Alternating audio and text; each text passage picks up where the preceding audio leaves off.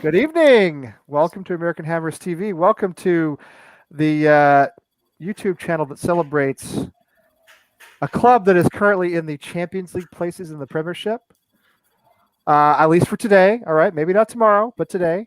Now, I have to say, gentlemen, as you know, today was also a very sad day for West Ham United. Costu knows what I'm talking about. I know what you're talking about. Because we will not be seeing Alisha Lehmann in a West Ham kit anytime soon. She has been loaned to Everton for the rest of the season, and I've always said, and true. I love our women's team, and I respect them as athletes, and I do. But let's be honest, we're all going to miss Alisha just a little bit more. I think just a little bit more. Anyway, She's off to Everton, and I don't know. This new Svitkova player has been good in her place, and also Emily, what's her name? Ellie should be here. Emily Van Egmond, I think. They've both been pretty good up front. So anyway, but we're sad to see Alisha go. As I'm sure all of you are. It's a sad day for everybody, but it's a happy day for everything else, right? Because I don't know what's going to happen. Right. Okay. Let me just say this. Like and subscribe if you haven't, please. Go to AmericanHammers.net, buy our stuff, all right? Like the flag back there and all this other stuff. Buy our stuff. Thank you. That really helps us a lot if you do that.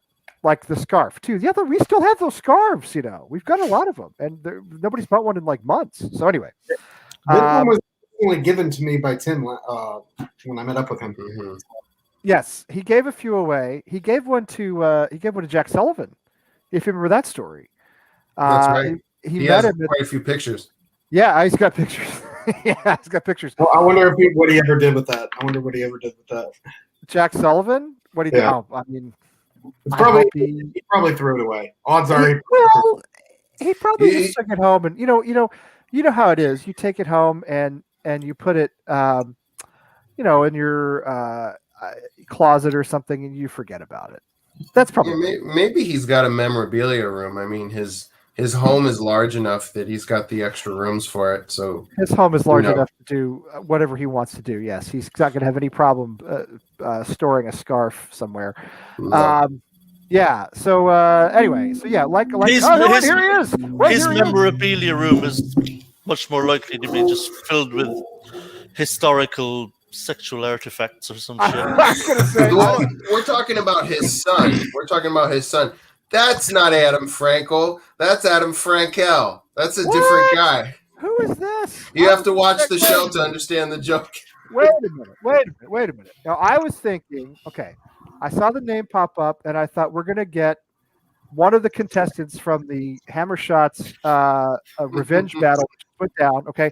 There's blood all over the virtual studio in here. I don't know about you guys. I'm up to my knees in it, all right? There's blood all over the virtual studio from the Charlie Walsh, Adam Frankel battle that took place earlier today, which I will not spoil because I understand. Now, you need to go watch it, all right? After this show, go watch Hammer Shots from earlier today because my understanding is it ended in dramatic and controversial fashion, as it would have to with those guys involved.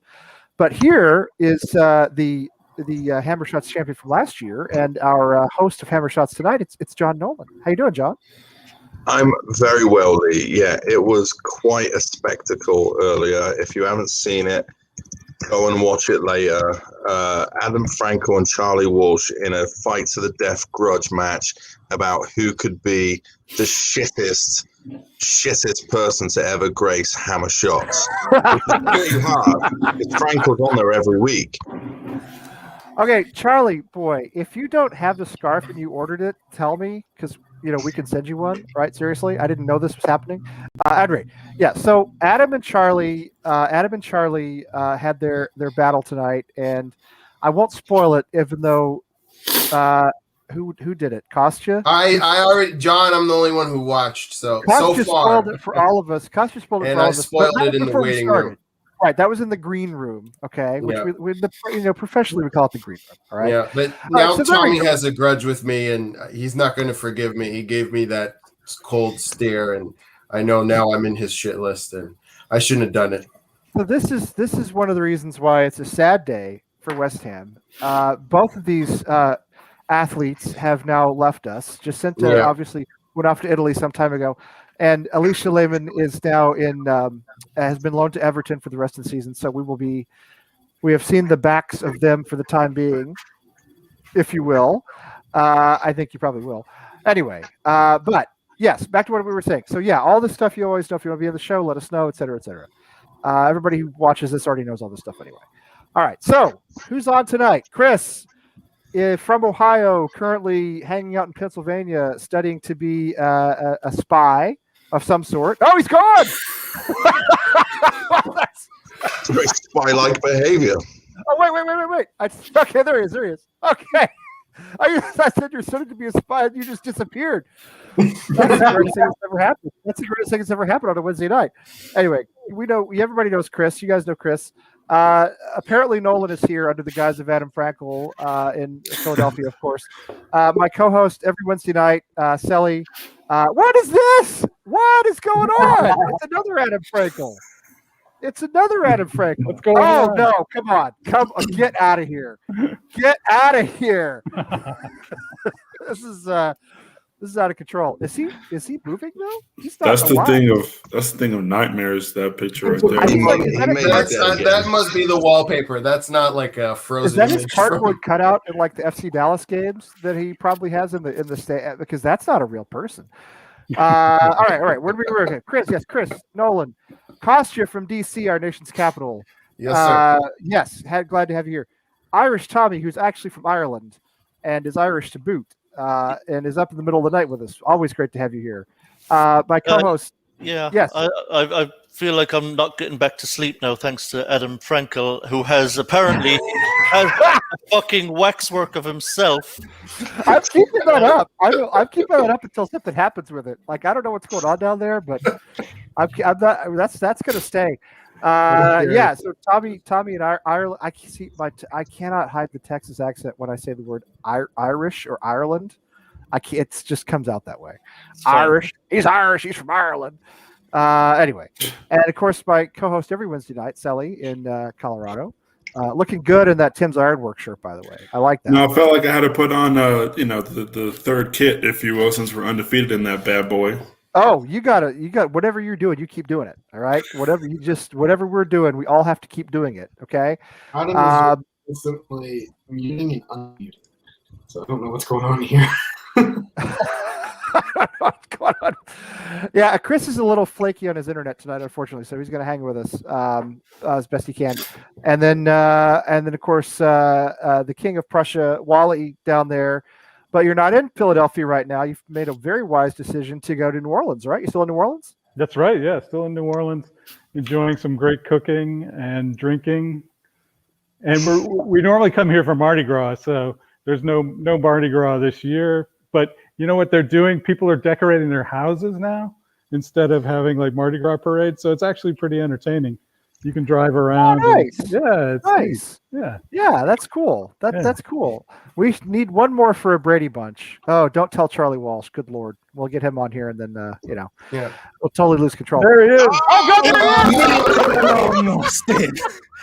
You can never get rid of me. I'm here forever. Is that Charlie Walsh's music? I mean, you can never get rid of me. Was it Adam Frankel? No, it was me. Okay, the big challenge, green screen function. Tonight. All right, the big challenge tonight. Will there be more people on the show or watching the show? That we're going to be monitoring the progress all night. Okay, so we have 19 people watching. We have 8 people on the show. So we'll see when it dips down. We dip down below that line, and then we'll have to see what we're doing.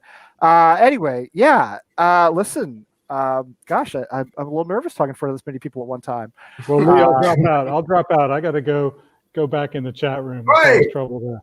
All right. Well, Wally, thanks for coming on and seeing us. We appreciate it. We just got another. We have another. Wait, we got another? I can't even see it. Oh, look at that. Oh, it's Danny.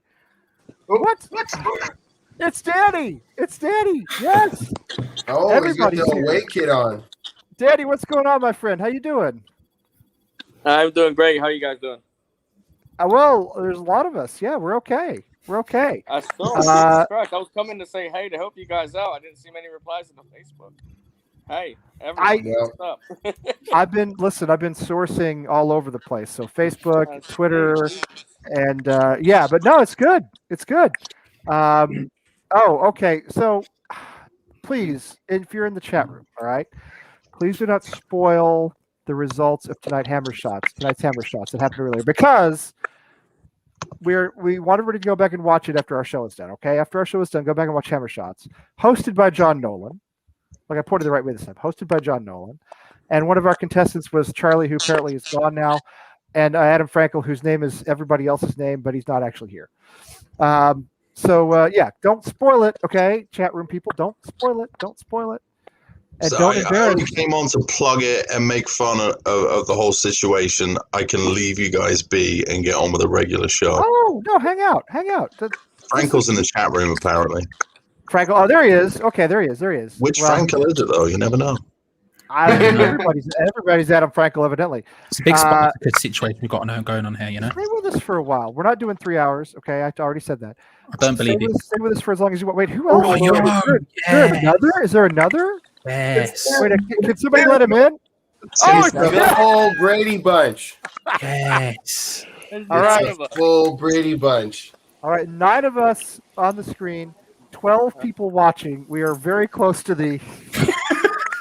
We're really getting close to the line of like watching versus on the screen. I think there's more of us here now than there are in the in the chat room. Tim is frozen too.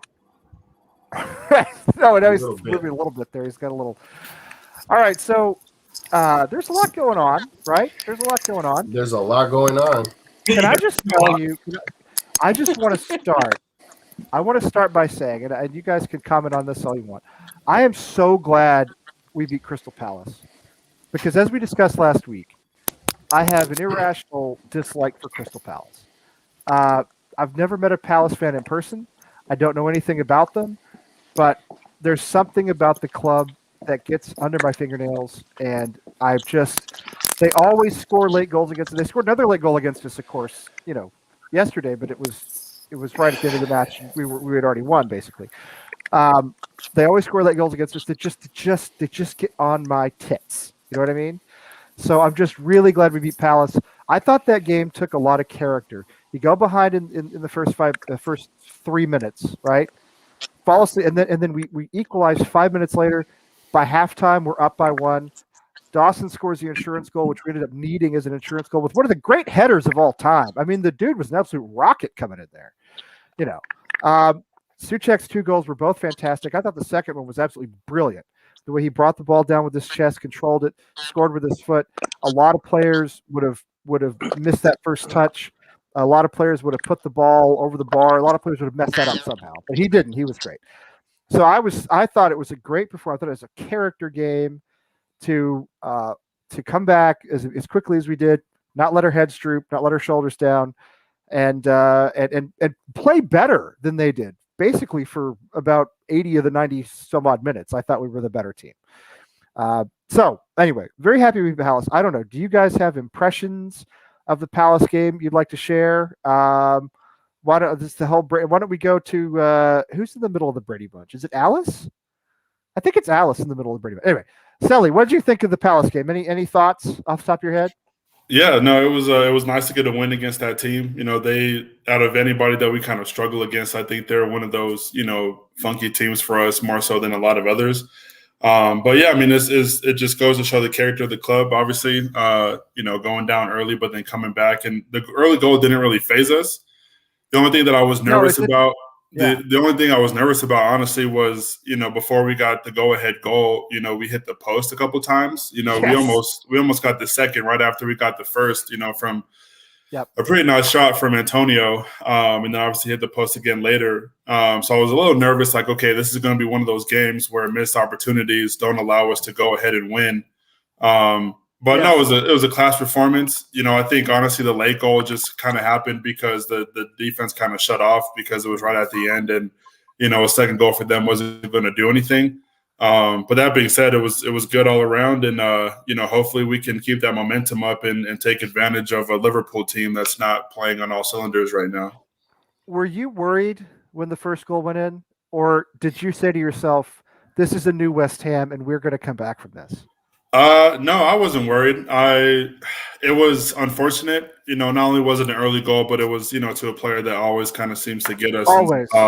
Public enemy number one when it comes to Crystal Palace. But no, I mean, it was really early. We still had 88 minutes to get an equalizer. And then to get one 5 minutes later, you're like, okay, and honestly, for most of that game, we were in control. So I don't think there was really much to worry about after that. It was just, a nice turn from Zaha, and he got it in the bottom corner. So it was a lot like the West Brom goal too. I thought it was a lot like the goal West Brom scored, like right on the edge of the area, kind of between our two central defenders. They looked a little as though they had their wires crossed. It was a very similar goal to me. But I thought after that we were the better team. We actually dominated possession, or at least had more possession. We created something like 17 chances. A great performance, and to me, a performance that symbolizes what I think is a new West Ham. Chris, why don't you, since your internet is currently working well enough, tell us what you thought. Okay, so as I had actually said on Tommy and I's post-match show, I love beating Palace, but for me, I've always whenever I'm asked what team I like beating most, I never give one particular because I just prefer to win them all.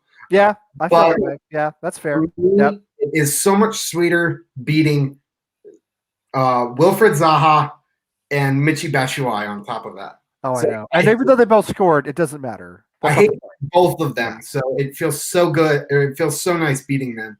And then obviously today as well, we get good results with Chelsea and Wolves drawing, Leicester and Everton drawing, and United losing, and Villa losing too. What's the disaster that's going to happen? Okay, because there's no way we're getting both results, our own results and other clubs' results. This just doesn't happen to West Ham. This never happens. It's a new West Ham. I mean, what? It's a new. So David Moyes sold his soul to the devil, I guess. Or maybe he sold David Sullivan's soul to the devil, because probably devil owned most of it anyway. He just sold the last 10%. My favorite thing today coming out is all of the articles about how Souček and Soufal are the ones that have turned it around. They come in on days off. Now it's rubbing off on everyone else. Yarmolenko's coming in more. Bowen's staying later. Cresswell's staying. And everyone is it just seems like everyone's gelling. Everyone's fighting for one another. So this is the new West Ham in reality. It's not like any West Ham I've ever seen. I think even in the Payet season, I think we've had this discussion before. I think the Payet team was better player for player, but I think this team has more cohesion and more leadership and more guts and more heart. Do you know what I mean? Those intangible things. Yep.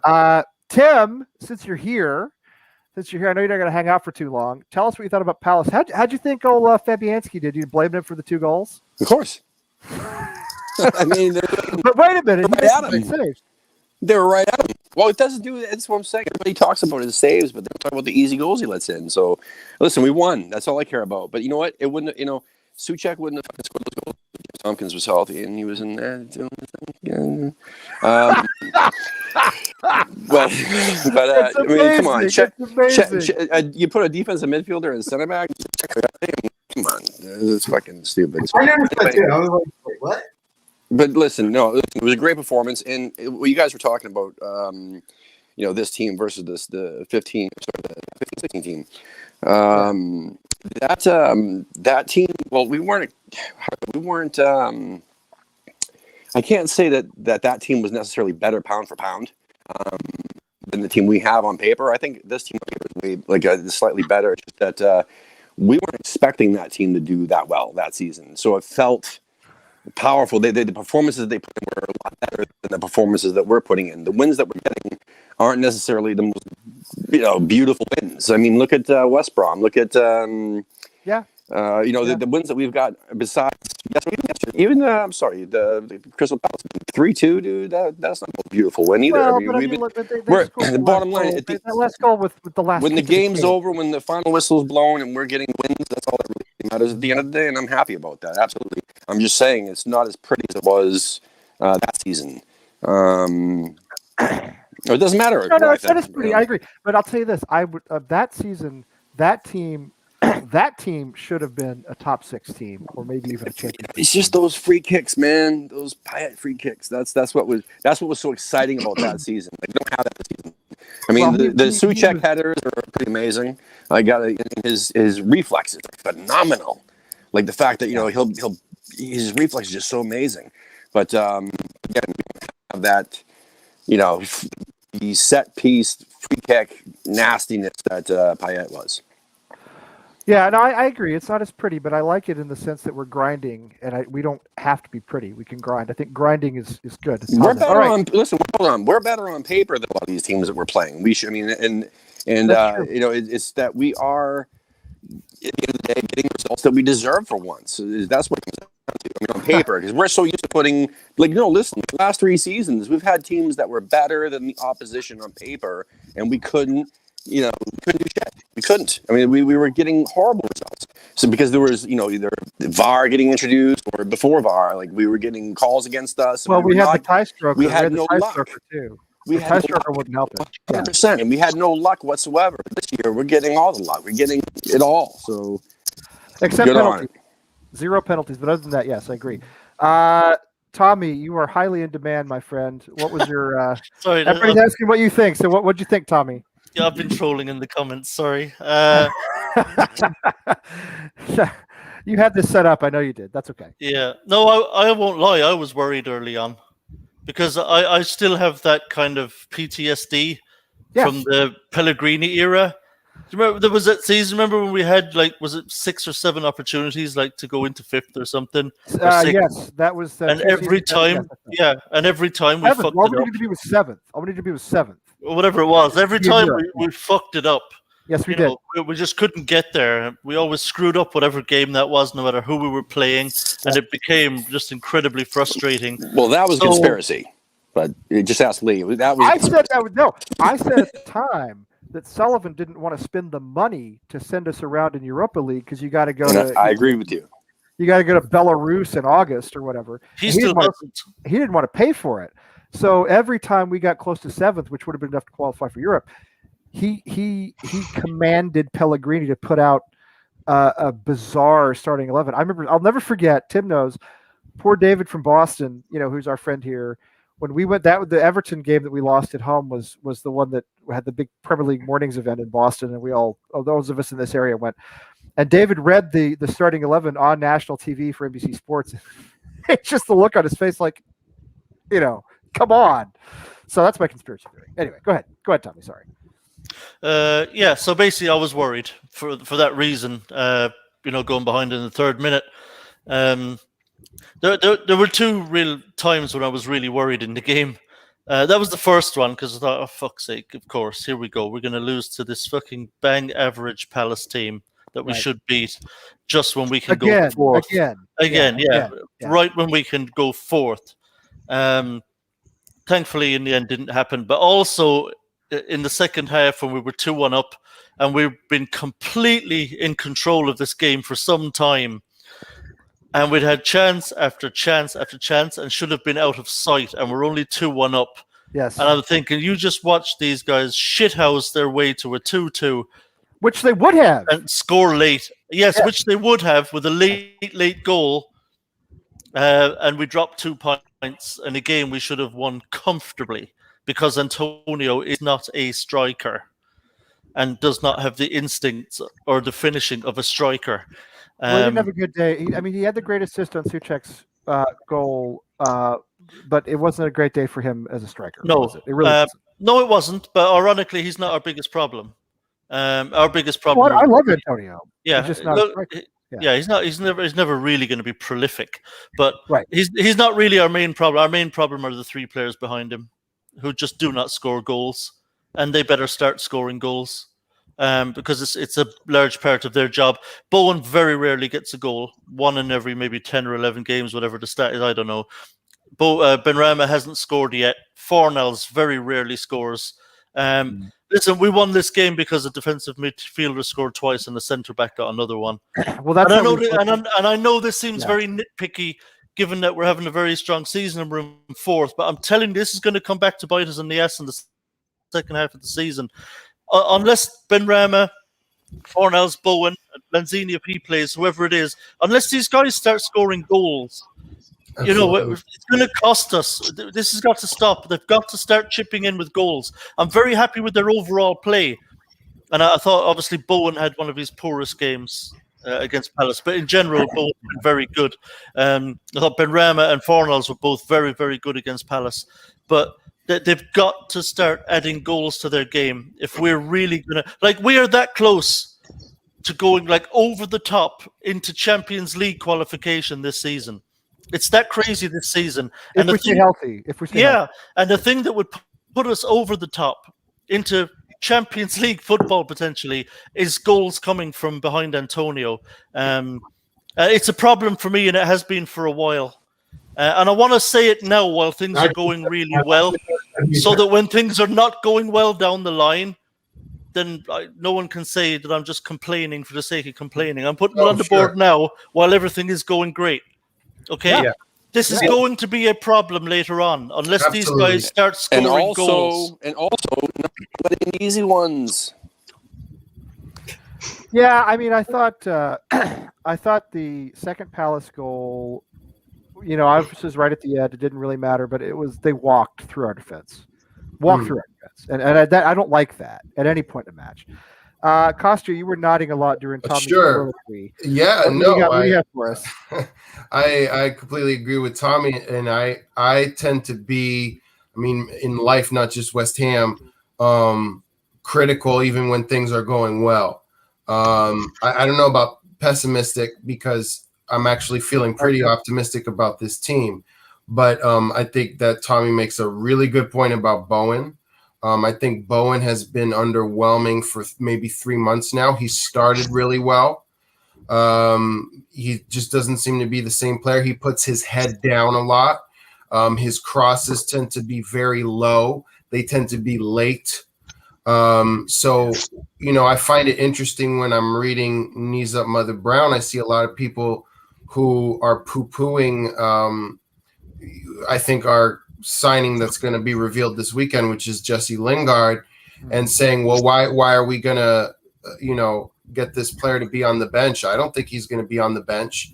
I think Moyes has a scenario where he sees us, you know, he sees our board, frankly, not putting in the correct money for a striker, and perhaps he sees Bowen. I've heard that alternative brought up, and you put Lingard at right wing instead. I think Benrahma is gonna come good. I think he just looks better every match. He really seems to be taking to the coaching. I know he hasn't scored. He's almost scored several times, but he's doing a lot of you know, great dribbling, getting around players, smart passes.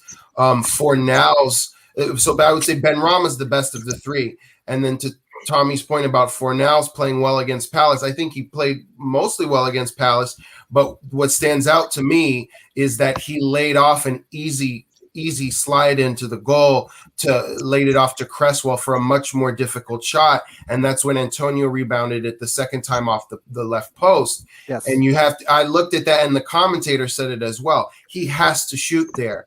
And I'm wondering does he have a confidence thing? Right. Does he have the gift? When it comes to shooting, that was a strange decision.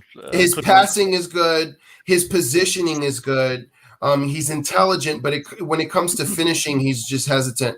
I think Antonio could have had a hat trick, and I'm you know, frankly disappointed for him. I hope that doesn't mess his confidence up. I think he'll probably try even harder, but I worry about his hamstrings when he puts in a maximum effort there.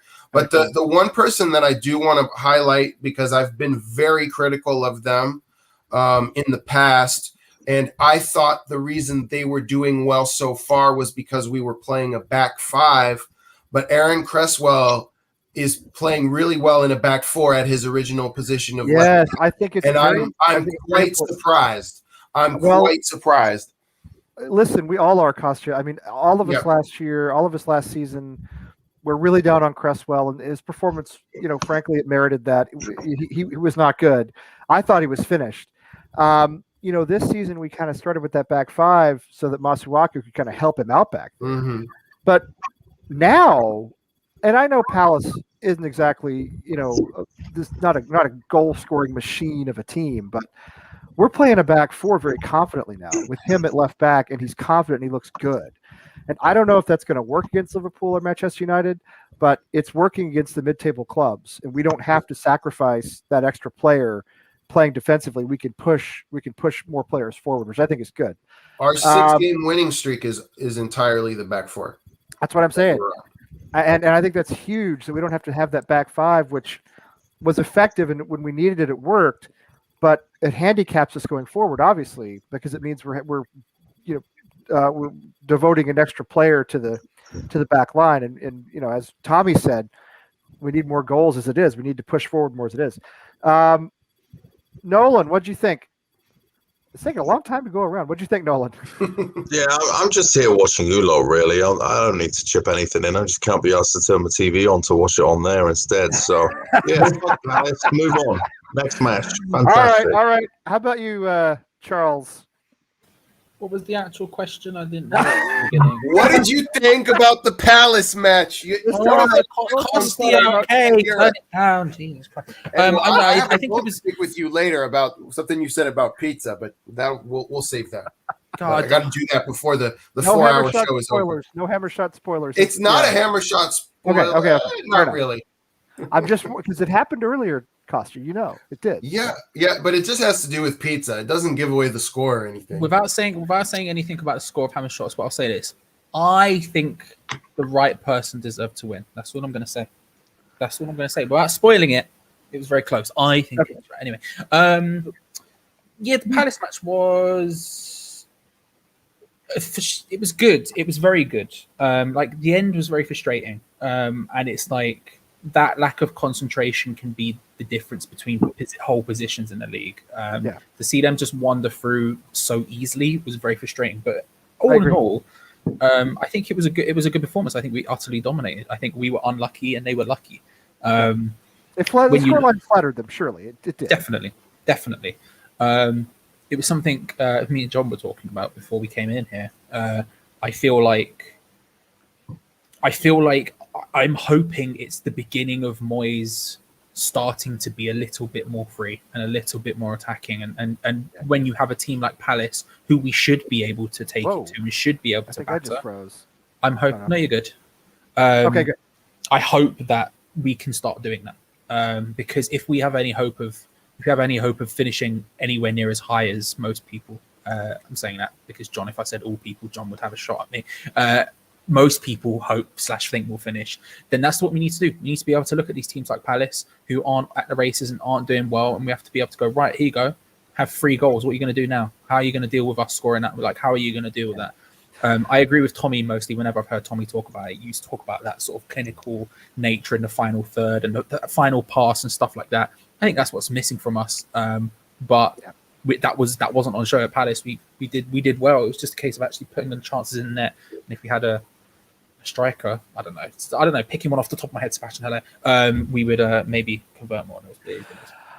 Well, I was, I by the end of Haller's time at West Ham, I had come around to keeping him, which a lot of people hadn't. But anyway, that's water under the bridge. Obviously, it's water in the canals of Amsterdam under the bridge. So yeah, let's talk about, if you guys are up for it, Jesse Lingard. So it seems pretty likely that he'll come to us. I mean, who knows? It's not a done deal, and if it's until something's a done deal with West Ham, as you know, it could fall through at the very last second.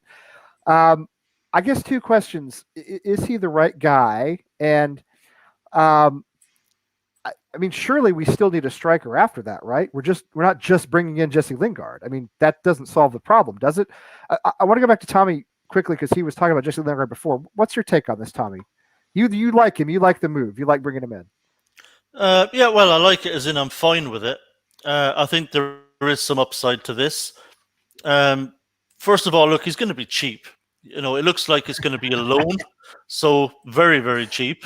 Number one, yep. And yes, I do think we'll still, I do think we'll still sign a striker. Yes, so I think there's way more potential upside than downside to this.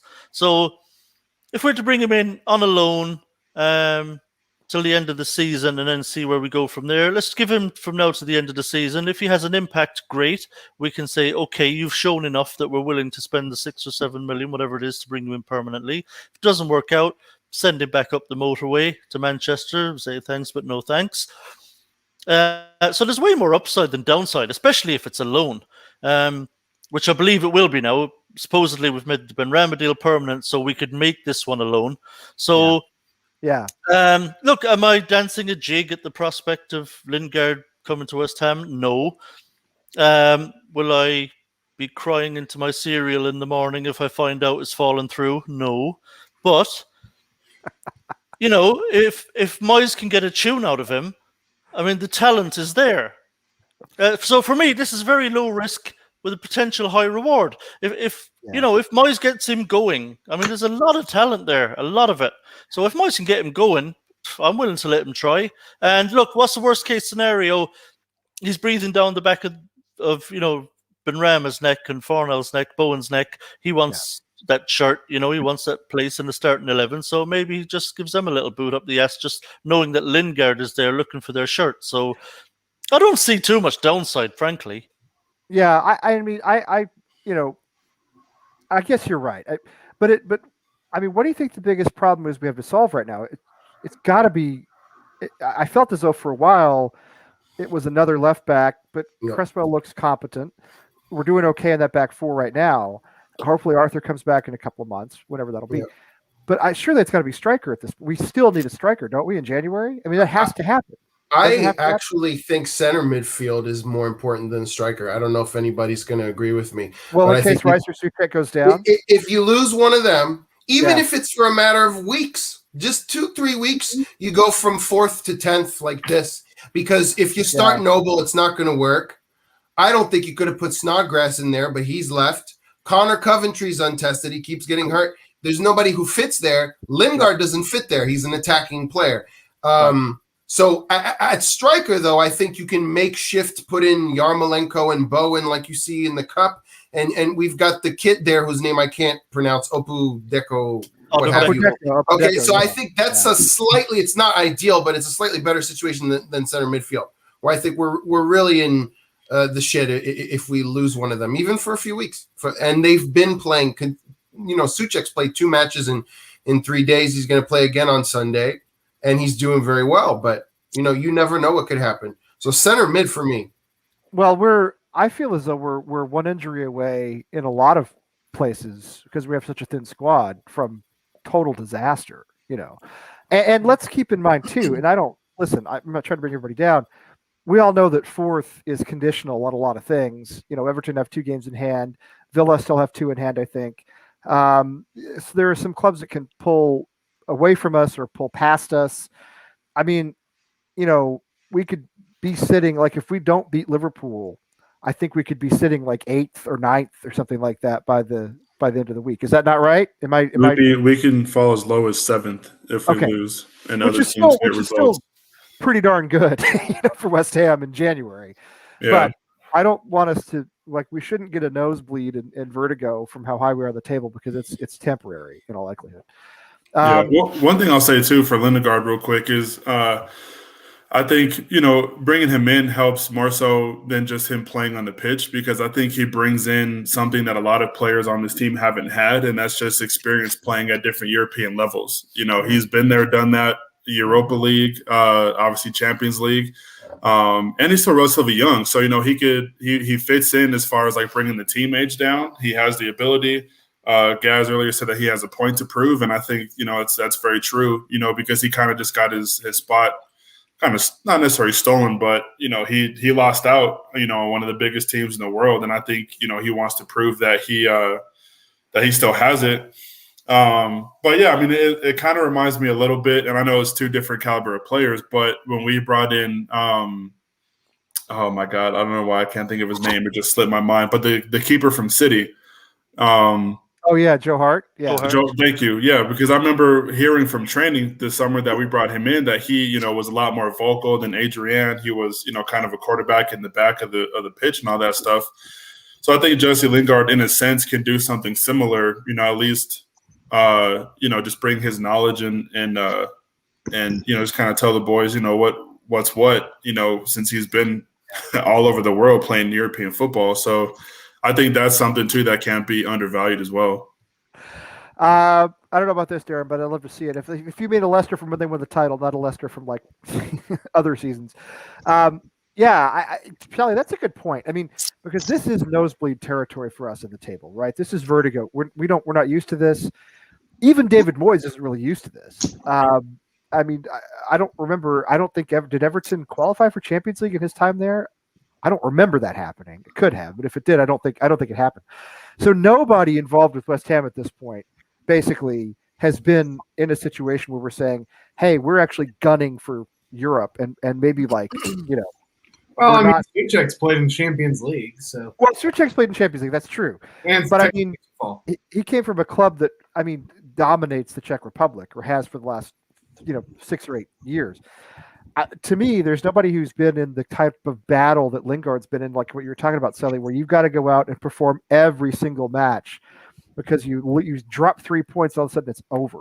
You know what I mean? It's. I mean, the season's still a good season by our standards, but the whole chase for Champions League is over, and the chase for Europe gets that much tougher. I don't know. What do you think, Chris? What's your take? What's your thought on Lingard?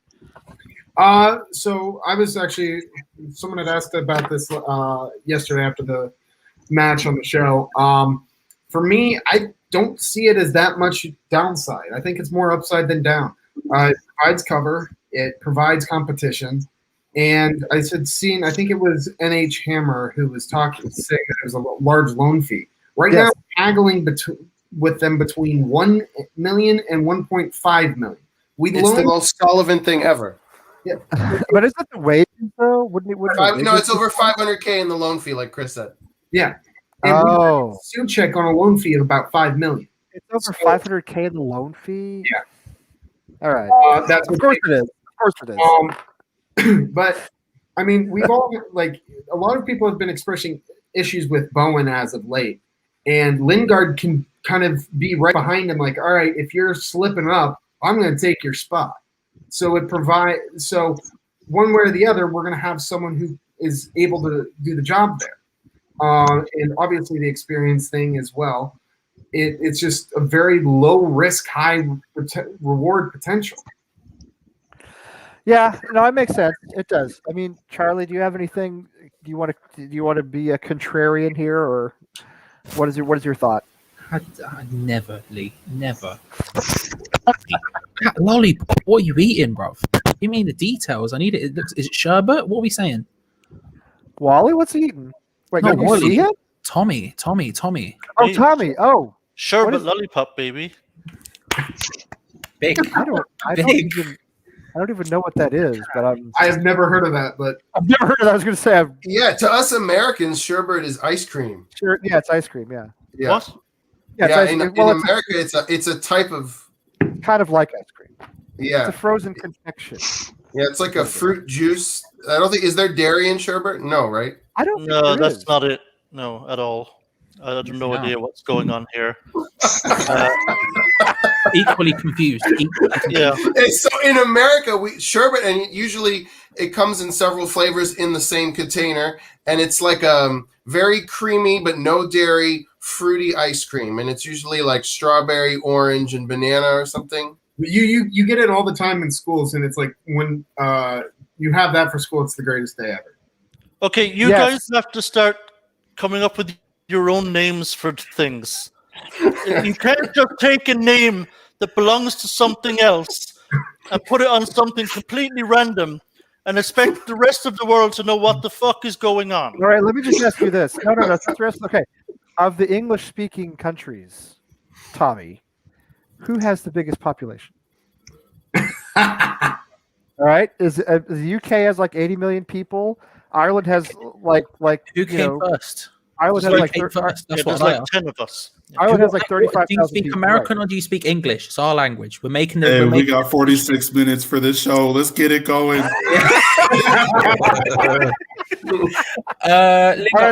right. I think I don't fully understand what the plan is. I think that I like Lingard as a player. I think he's fine. I think he's a West Ham level player for certain. I think he's one of those people who he's definitely not a Champions League player. Like, he's not going to win the Premier League. He's not someone you're going to look at and go, "Oh, he's a baller." Oh, let's get Charlie? sherbet. By the way, what is that? It's ice cream. No, it's not. Clearly ice cream. It's sherbet. I don't actually know which one. Anyway, that's as ice cream as you're gonna get, but bro. I don't know what more you want. There's no cream. That's the thing. It's like ice fruit, sort of. Anyway, all right. I think he's sorry, Charlie. Go ahead and give us your learned opinion. People put him down because he's not good enough for Man United, and it's kind of easy to say. But I actually think he's a good player, and on his day, he can be a great player. The problem is he hasn't been on his day for about 2 years, and whether or not he will be on his day with us is another story. I think him leaving Man United is the right time. I think he needs a sort of a refresh. I think he needs somewhere where he can truly thrive and be a main guy. Even at Man United, even if he was in banging form, look how many great players they have around him that could just step into that role at any sort of time. I think it's an interesting move because I think it's the right level club. I just don't see where he fits in. I know Gio from Hammer's chat has been banging on about the idea of him playing up front. That might. Well, I wondered about that. I mean, you don't think he's our striker, do you? Is he the Nolan? What do you think? You're waking up. He's one purchase and 3 positions. I mean, why not? And he's got pace. So those are things that we need. We need pace. We need enthusiasm, and we need cover, left wing, right wing, and striker. He can play all of those. So it's one buy and many positions all at the same time because we ain't going to fuck around and spend a bunch of money on actual players for positions. That's why we're not going to get cover for Rice or Souček. We're not at the level where we can get somebody that's actually in the same quality range as those two that wants to play third string to both of them. We're going to have to look for the academy for positions that. The only thing that we can do is either do a 1 for 3 like we can with what's his face, or we can go and actually improve the starting 11 and buy a player for a position that's actual quality that's going to go and take the spot day one. Otherwise, everything else is just hedging our bets, and that's what we're going to have to do. I think this is the thing. I look at it and I say, whoever's spot he takes in the first team, I don't want him to take their spot. It doesn't matter who it is. I don't want it to happen. And so at that point, he does become a bench player. And on like 100K a week, I'm not exactly thrilled about paying someone who is that age 100K a week, and then if it goes on to signing, whatever. But also, I would rather see us go for. I would rather see us go for someone else if that's the case. If he is going to be a bench player, say he's the bench striker, I'd rather see us go for, say, Wang Hee-chan, who, though unproven, I think has the upside if we end up signing him and isn't like on such high wages, for example. Who is this guy? Who is this Wang Hee-chan guy? I don't know him. Was that his name? So Wang Hee-chan is a South Korean forward. Okay. He plays for Leipzig. He played for Salzburg before that. Played for another team in Germany. We're finally doing the Red Bull model. We're just going to. I know it's insane, isn't it? It finally happens. Here we go. We wanted it. It's coming. The issue with him is you look up his stats in 9 games this season. He has 1 goal and 1 assist. Yeah, he's very much a diamond in the rough. He's the most obvious diamond in the rough you've ever seen in your life. Well, is he a diamond or is he just in the rough? Well, is he really in the rough if he's at Red Bull? I think Lanzini's a diamond in the rough because he was playing in freaking Arab Emirates. Right. But if you're playing for Red Bull, no, because I wouldn't call that the rough. I actually call that, the nice. Sure. What I mean by diamond in the rough is someone who's not finished. He's not. It's not like It's not like when you saw Haaland at Red Bull Leipzig and you were like, this kid is gonna go to the moon right now. He's here. He's now like Hwang Hee-chan is one of those players who he's a lot like Antonio in that he has all of these assets that make him really useful to have, but he's also missing key things at this point. If we're looking for someone who's going to be on the bench as a striker, I would rather go for someone like that than Jesse Lingard.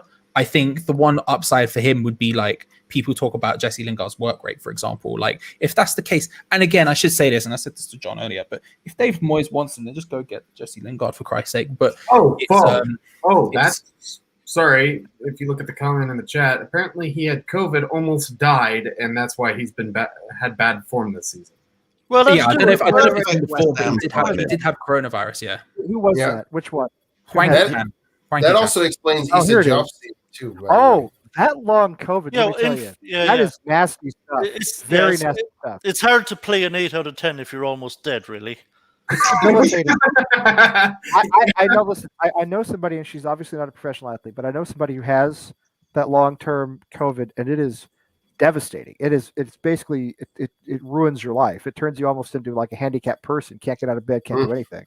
Now he's obviously a very fit young man. Professional athlete. Yeah. Professional athlete. His He's going birthday to was actually yesterday. Also, fun fact. What's that? Huang, his birthday was coincidentally yesterday. How old is he? Okay. 25. Oh, 25. Yeah, well, this is when his prime is supposed to really start. Oh, I was going to say. So now is the time. That diamond better start shining.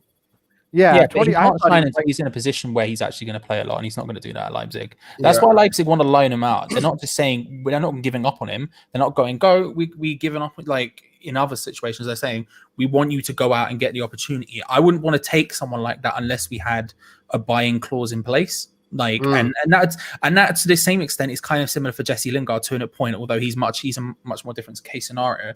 I don't want to see us and he's also on such a high wage and all this other stuff. Like I'm almost like fine if you come in and help us out and then bugger off, fine. I appreciate it. Good cheers for the times or whatever. But I wouldn't want to bring someone in like Wang Hee-chan unless we had that. But I would almost rather a move like that than Jesse Lingard if it is purely a bench thing, you know? Otherwise, I don't want to see Jesse Lingard take the position of any of the 11 players on the pitch. He's just... What about Bowen? Yeah, that's what I was going to say. Don't you think Bowen on recent form could use a seat on the bench, at least temporarily? Bowen is... Actually, I think Bowen is where Fornells was a few weeks ago. I think Bowen looks like a player who just needs to sit for a little bit. And because of the players on the pitch, I mean, if you talk about output...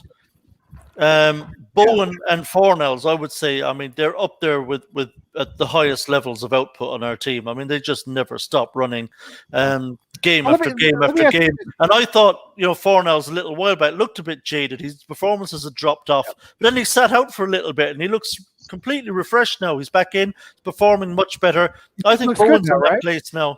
You think he looks good now, right? He looks great now because he had that little break. Yeah. I think if we sit Bowen for 2 or 3 games, I think he'll come back just a new player. I think Fornells looks fantastic here in these last few games, and I'm with you, Tommy. I think it made a big difference. What about? So I guess I think we've more or less gone around the horn on Lingard. Are we all sold on Said Benrahma now? I mean, he's a permanent West Ham player, which he was going to be anyway. We had to be because we had to sign him. Yeah. I thought he was very good yesterday. I think he's been getting better every match. I still see people on Twitter, and I know it's Twitter, so it's a cesspool, but I still see people saying he's not good enough. He gives the ball away. I think he's very confident with the ball. He dribbles well. He passes forward. He tries to make things happen. He wins a fair number of challenges. I think he's really good. Anybody else think he's not good, or anybody else agree with me? No, I mean, I was never unsold on him. I mean, I was very happy we signed him.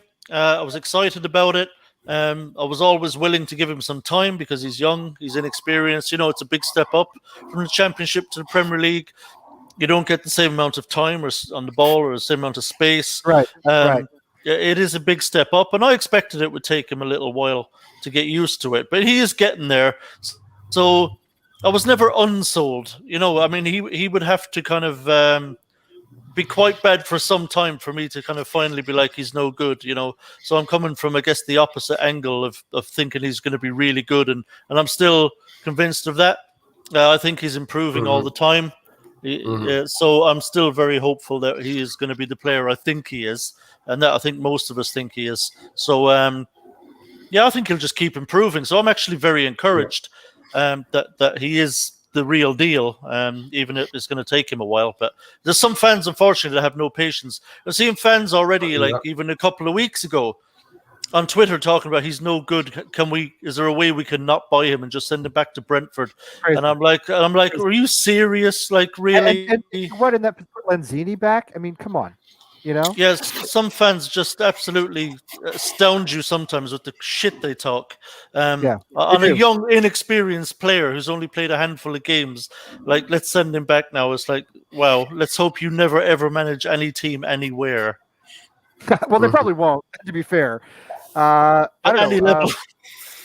What do you guys, Sally? What do you think? You've been quiet over there because I haven't let you say much. So, I agree with Tommy. I think Benrahma, he's shown honestly since his first game the potential that's there. Obviously just as most people, whether they come from the Championship or just other European, clubs, no matter what the team is, I think it definitely takes them, a moment to fit in. I mean, you look at Chelsea and look at Kai Havertz, right? Dude hasn't really done too much because he's not used to actually having to play, against teams every weekend that can actually fight back. Yeah. Well, no, I mean, it's he does definitely have the whole package. I think signing him was, like you said, it was always going to happen. It probably should have happened when we got him in the first place. But yeah, I mean, he's just going to learn and develop. There was no need to let him go back to Brentford just for him to get picked up by somebody else and he becomes a star for them. I think he wants to be here. I think he's excited to take advantage of an opportunity of his first Premier League club. And he hasn't really been a reason that we've lost any games either. No, I don't think so either. No. Yeah. Although let me tell you, he got lucky with that penalty. That in his very first game, yep. His very first game when Villa missed the penalty there. Was that Villa? No, that was Lookman for Fulham.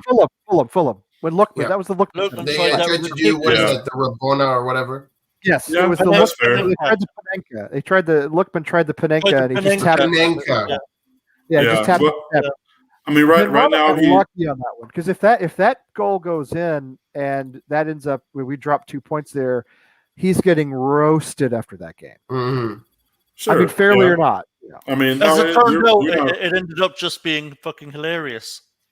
Right, it ended up being comedy. So everybody's like, "Oh, that was great. It's a great way it ended." Yeah. Plus, I mean, he's a pacey player. He has a lot of skill, but I mean, he fills a position of need for us right now.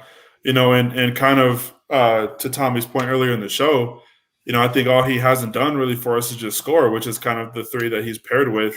But to kind of just emphasize what Tommy was saying earlier, our remaining games, our next handful of games are, like if we're going to end up like being in the European spot, is because we're going to steal points from a lot of good teams. Because we have Liverpool and Villa, Fulham. No, give me next there. 2 games Obviously, are colossal. The next 2 games are colossal. Yeah, next 2 games are huge. Thankfully, we have. Well, I mean, Liverpool at home, cool. Villa on the road. Take it for what it's worth with no fans. No fans. Obviously, United in the Cup, that's huge. Sheffield, they got a great, result today, but that's a game that we should win. They got a great result today. I love that. Yeah, and then the 4 games after that are Tottenham, Man City, Leeds, and United, Arsenal, Wolves, Leicester. And, I mean, if we're going to finish anywhere in the top half, nevertheless, like top European spots, we got to steal points from those teams. And I think one thing that is good for us is we have confidence right now. I think the only thing that we've done this year, honestly, is beat the teams that we should beat. So now we just have to beat teams that we shouldn't beat, and we'll be fine. I agree with you completely. And I think we've said this all season long. This is the new West Ham. All of our losses, except Newcastle in the opening match, all the rest of them have come against top 6 clubs. And I know Arsenal and Chelsea are behind us right now, and they're not top 6, but those are big clubs. You know what I'm talking about. Yeah. I mean, Manchester United, Arsenal, Chelsea, and Liverpool. All big top 6 clubs you're not supposed to beat, basically. Yeah. Everybody around us, that's how you rack up points, is you beat everybody around you. And one last point too, so other people can talk as well. I think that's a big reason too why we need to get Moyes the players that he wants, because we need to win these games. I'm not worried at all about relegation or anything like that, but at the same time, we need to fill spots, that an injury can hurt us in, center mid, striker, that kind of stuff. Midfield, maybe not so much. But yeah, we have to give him what he needs, because obviously he's looking at that schedule too. And he's like, yeah, we need protection, because Antonio's probably going to get hurt again. And it's just a given. So of course he will. Mm-hmm. I want to go to Chris, because Chris has to go in a minute. So, Chris, if you give us your thoughts on Benrahma, please, but also tell us what you think is going to happen on Sunday, if you will. So, yeah, like everyone's been saying with Benrahma, I think it's just been a matter of he needs time, he needs experience, he needs minutes. And I think as he's played more, he's come into the role more. I like him at the technical role. I like having a attacking. I like Fornals out there as well. Fornals has found his form, I think, at least to some degree. So I like the 3 of them across the back. And with regards to Liverpool and stuff like that, Liverpool also does play Tottenham tomorrow. That's true. And they are on poor form. I'm trying to load an article right now. Apparently, let me see here. I don't see it off the top here. But apparently they're making some key changes due to potential injuries going into Tottenham. So, I mean, that could bode well for us. I think, I'm going to say I think we beat Liverpool. Listen, I mean, well, and everybody else get to this in a minute. They're not in particularly good form. They just got knocked out of the FA Cup. We don't have to go to Anfield. I know there's no fans, but we never went to Anfield anyway. If we're gonna do this, it's now is the time to do it. Do you know what I mean? This could be. Well, we'll get to this in a minute. Chris, if you have to go, I appreciate it. You being on, obviously. Stay around as long as you want. But if you got other. Obviously, Tommy's here too. After the match on Sunday, Tommy and I will be live yet again, so feel free to come on out, join us in the chat. It's going to be a hell of a live stream if we win that one. So, and I'll tell you what, it is the second anniversary of American Hammers TV on Sunday. Oh, yes, and we have not planned anything, So if you guys want to drop in a mention, that'd be great. Yeah, if we win that thing, it's gonna blow up.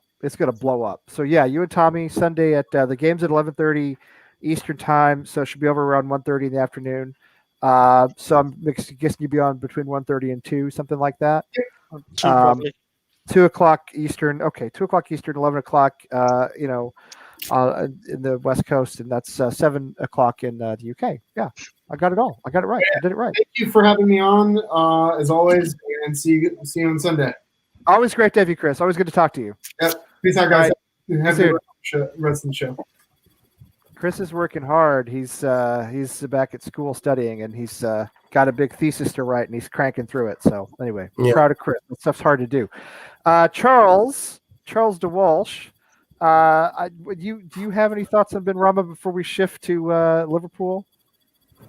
Yeah, to be fair, I always liked him. I think he had quiet games, but I always felt like he could go on a big one.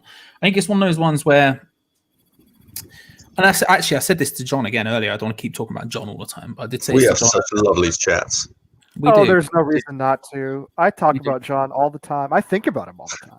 Think about him, talk to him when I get a chance. He's just. I have all these notes that I've written, but I haven't sent. Yeah, I know. It's sometimes it's just scary. You don't want to put handwritten letters. Anyway, go ahead. But as I was saying to John earlier, I actually think Benrahma can take us to that next level. I think he just has this ability on the ball that no one else at the club has, really. I think Lanzini might have had it at one stage, but not anymore. His close control is insane. He is smart enough to find passes. He got sort of painted with the Payet brush when he came in. That was unfair. I mean, that's unfair to do to anybody. Which was definitely unfair. Yeah. But what I've seen in the last couple of games, especially in the Palace game, I thought he was excellent. It's just one or two touches of Payet, and again, not directly comparing because you can't be as world class as Dimitri Payet was, but there was one situation where it was like he had like 3 Crystal Palace defenders around him, and he managed to backheel it into the path of Kufau, so he could put the ball in, and he completely taken everyone away from him, and that's just, he has that intangible excitement, that get on the edge of your seat thing, and it's a case of, I actually think when I look at the team, it's what I was saying and referencing Irish Tommy's genius before, in that I feel like in that final third we lack a little bit of something every now and then. I think he's the key to unlocking that. I look at him and I just think, do you know, again, he got tarred with the Payet brush, and it was probably unfair to start with, but like I said, now I'm seeing a little glimpses of it. It's a funny old game how these things work out, but I just feel like it's the one. I don't know. I think I'm really happy Moyes is giving him the time to grow into it as well. My big concern was that he was going to come in, it wasn't going to hit the ground running, and then Moyes was going to get a bit cold feet about it, and it wasn't going to happen. And he's not doing that. He's continuously giving him chances, and that's something I'm hyped about. Yeah. I think Moyes is managing him very well, and I Yes. think his managing his public persona very well. He's going to the press and he's saying, "Yes, I'd like to tell you to improve in some places." He's we talked about this last week. He's backing everybody off a little bit. Do you know what I mean? Because there was so much hype, as you said, Charlie. He came in, people started comparing him to Payet. That's unfair to do to anybody, and he may get there. He may get there, but I think I think he's trying to keep everybody's expectations in check, basically. And am I ignoring? I'm not really. We're just not doing this again. Okay, we're not doing this again. All right. Costa, sorry you weren't here. Tommy, you weren't here last week. We're not doing this again, gentlemen. Anyway, go ahead, Costa. You were saying. No, I was going to say that I think that the left side of our team, on paper at the very beginning of the season, if you tell me what it was composed of, I'd be very nervous. And I always had a little bit of a feeling that maybe Felipe Anderson's lack of defensive ability affected Cresswell a little bit. But then at times, especially early in Pellegrini's time, I would see Anderson track back a little bit. So I would just think maybe Cresswell's just shit. But I think what you've noticed is Moyes talking about Benrahma's positional sense and his acclimation to the Premier League.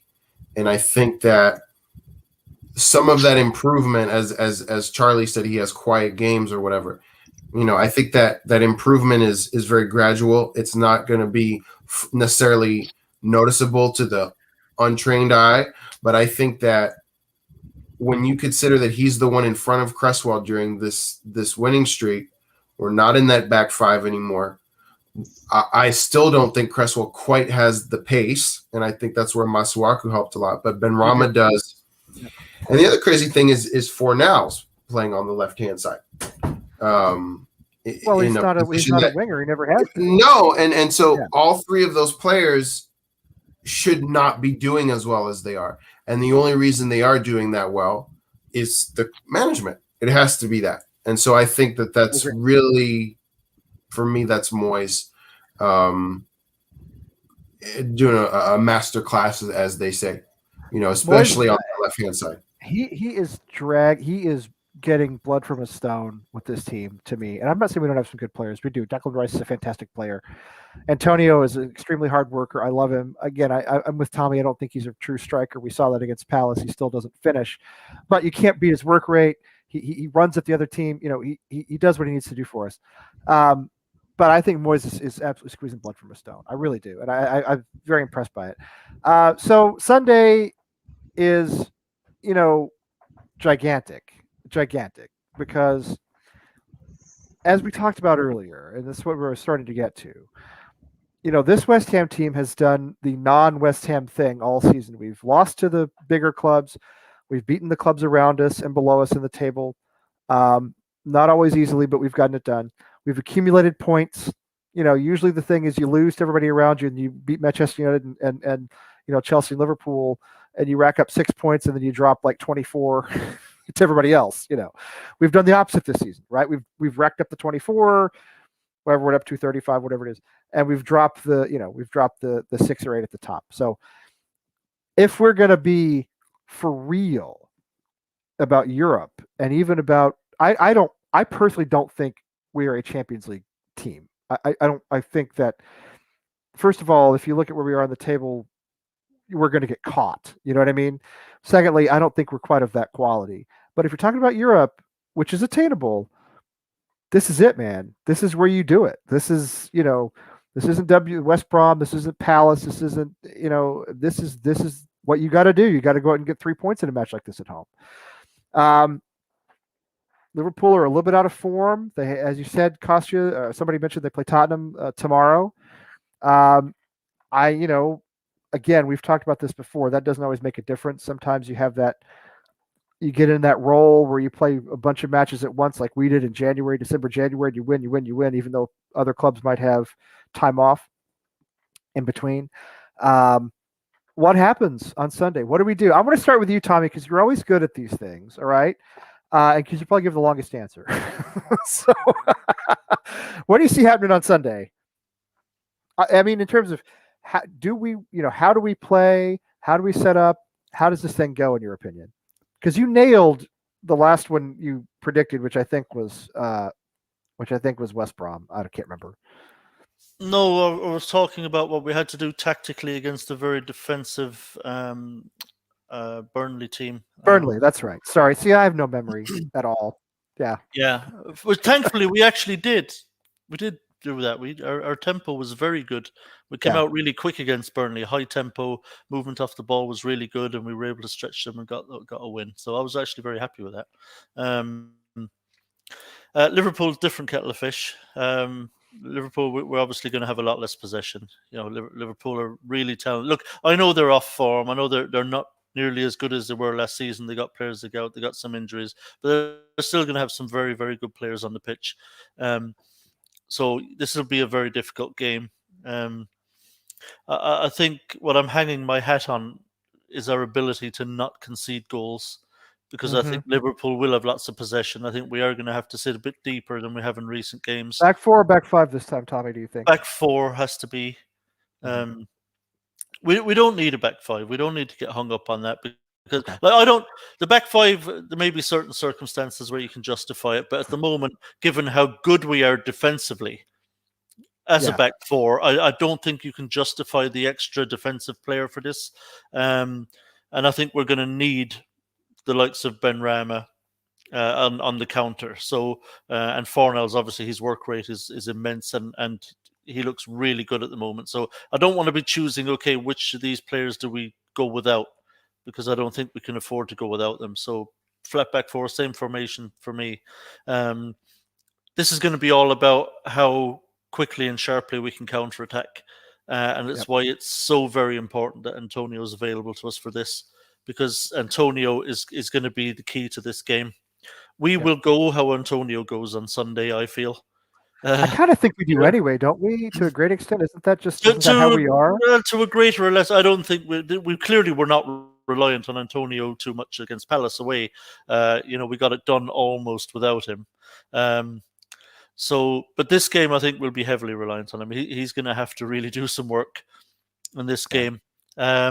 Because we are going to be very reliant on the counter-attack, and some of that is going to have to be quite direct. Balls down the channels, and just saying, right, Antonio, get on the end of that and hold it up and wait for the rest of us to get there so we can support you. So, and we're just not blessed with pace. So that's one of our options. And the other option is that we're just going to have to be patient when we do win the ball back in our own half, that we're willing to take our time to work through our possession through the kind of phases of the field, that we work, or if we have to work our way up the field and up into those wide positions where we can get crosses in, don't be afraid to do that. There's more than one way to skin a cat. It doesn't have to be all quick, fast balls out to Antonio that are 50-yard balls. They can work on occasion to him, and we can use them by all means. But it shouldn't be our only way of hurting Liverpool. We're actually very capable of working our way from back to front in possession. And you can do that deliberately and more slowly and work a position where you can get a cross in. And where now you've got the likes of Rice and Souček up there attacking those crosses along with Antonio. So, I think we've got a really good chance in this game. Despite the fact they're a very good Liverpool team, they're far from at their best. They have some key players missing. We are absolutely flying on confidence, and I really, really hope we can win this one, because no matter what Liverpool team it is, it's still Liverpool, and that is still a statement win. Absolutely. No question. Having won 6 games in a row now, 4 of them in the league, if we win this, we're already in 4th. If we win this game, against Liverpool now and win our 7th in a row, our 5th Premier League game in a row, I mean, that's kind of a step. That's when people really sit up and say, okay, this is serious. Right. They're serious. Absolutely. This is West Ham team is for real now.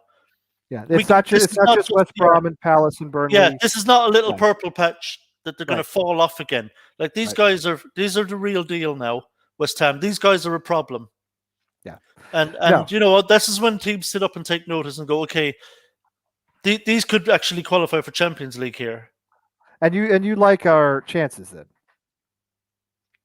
Yeah, I really do against Liverpool. Hand on heart, I think this is at worst. I think this is a 50-50 game for us.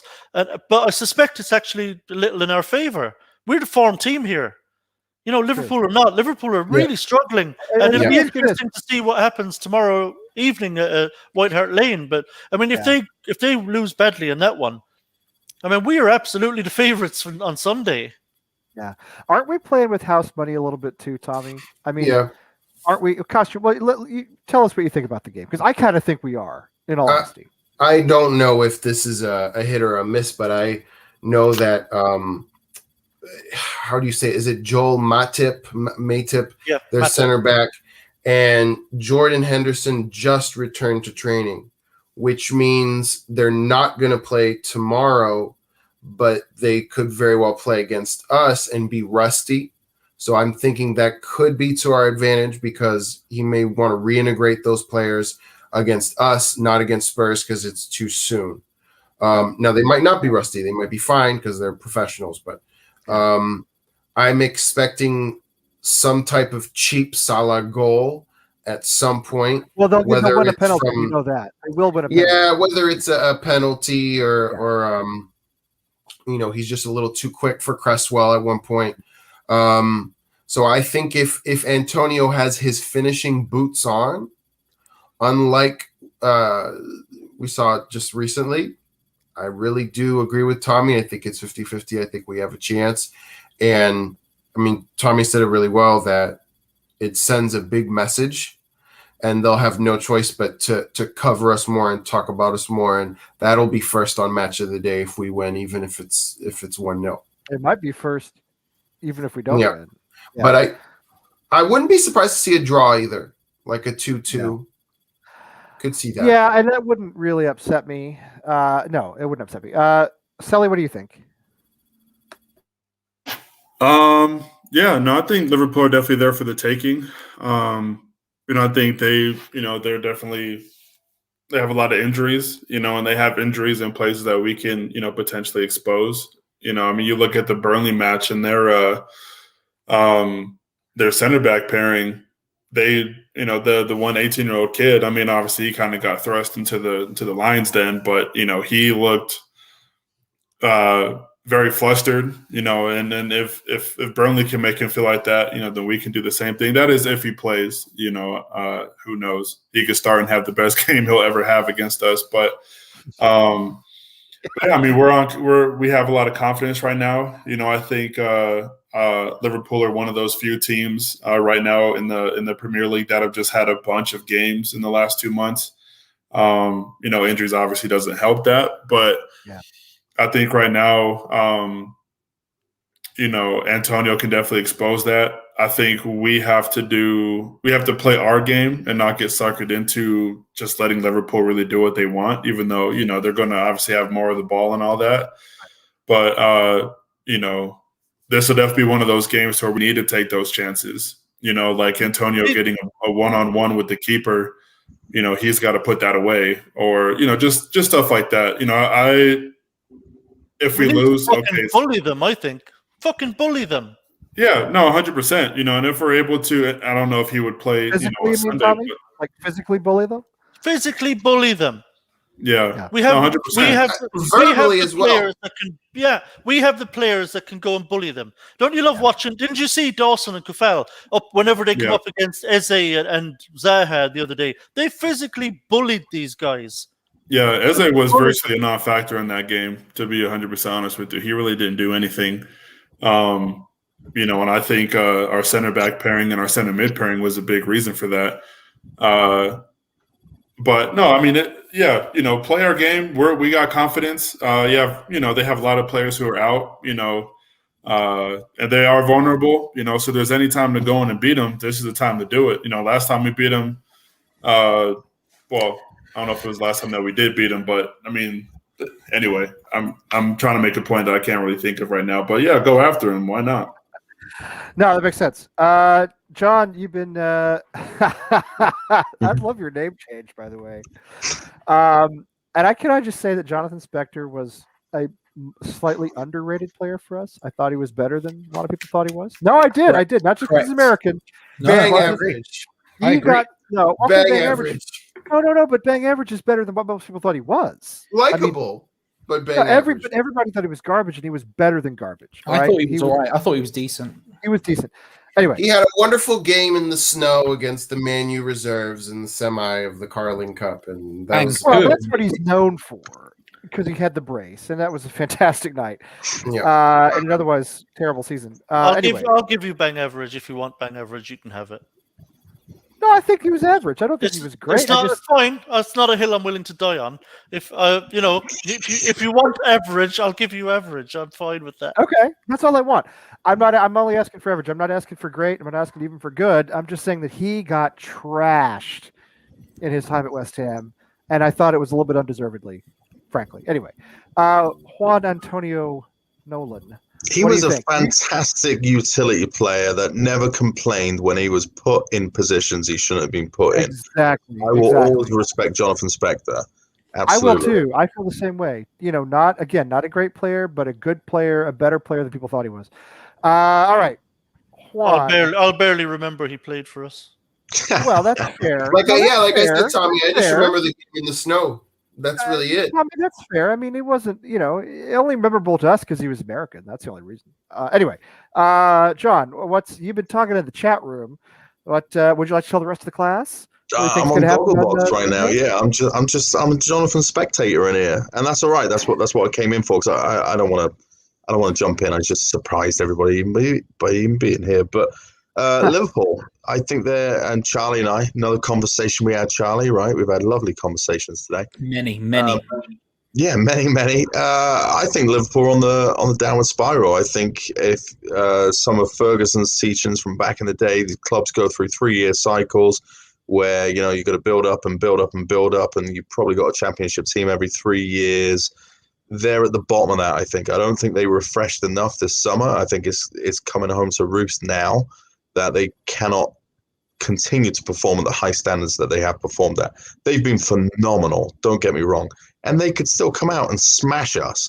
They've got a fantastic team. If they put it together on the day, they could blow us away. But I think we're playing them at the right time.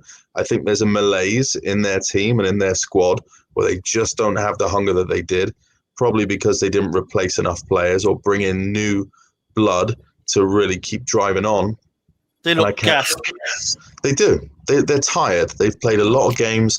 They're competing on many different fronts, and they have been, not just this season, but for a few seasons. So if we're going to take them, this is a good time to do it now. I think listen, and we could talk about. We love Craig Dawson. I'm not even sure there's anything more to say.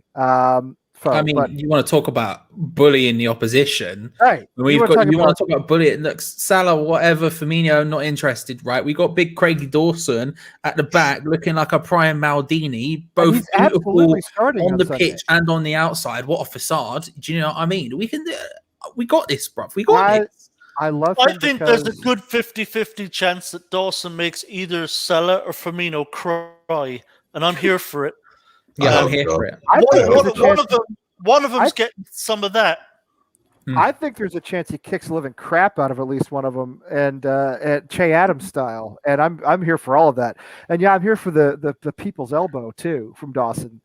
I mean, how can you not love that guy? Nobody wanted him. Everybody slated him. Yeah, Costume. I wanted him. I will. The elbow of justice. I will be the rare cynic on this because it is an absolute Craig Dawson love fest everywhere, on every platform, on Twitter, and I think he's having a purple patch, and I think he is. I think he could let us down later.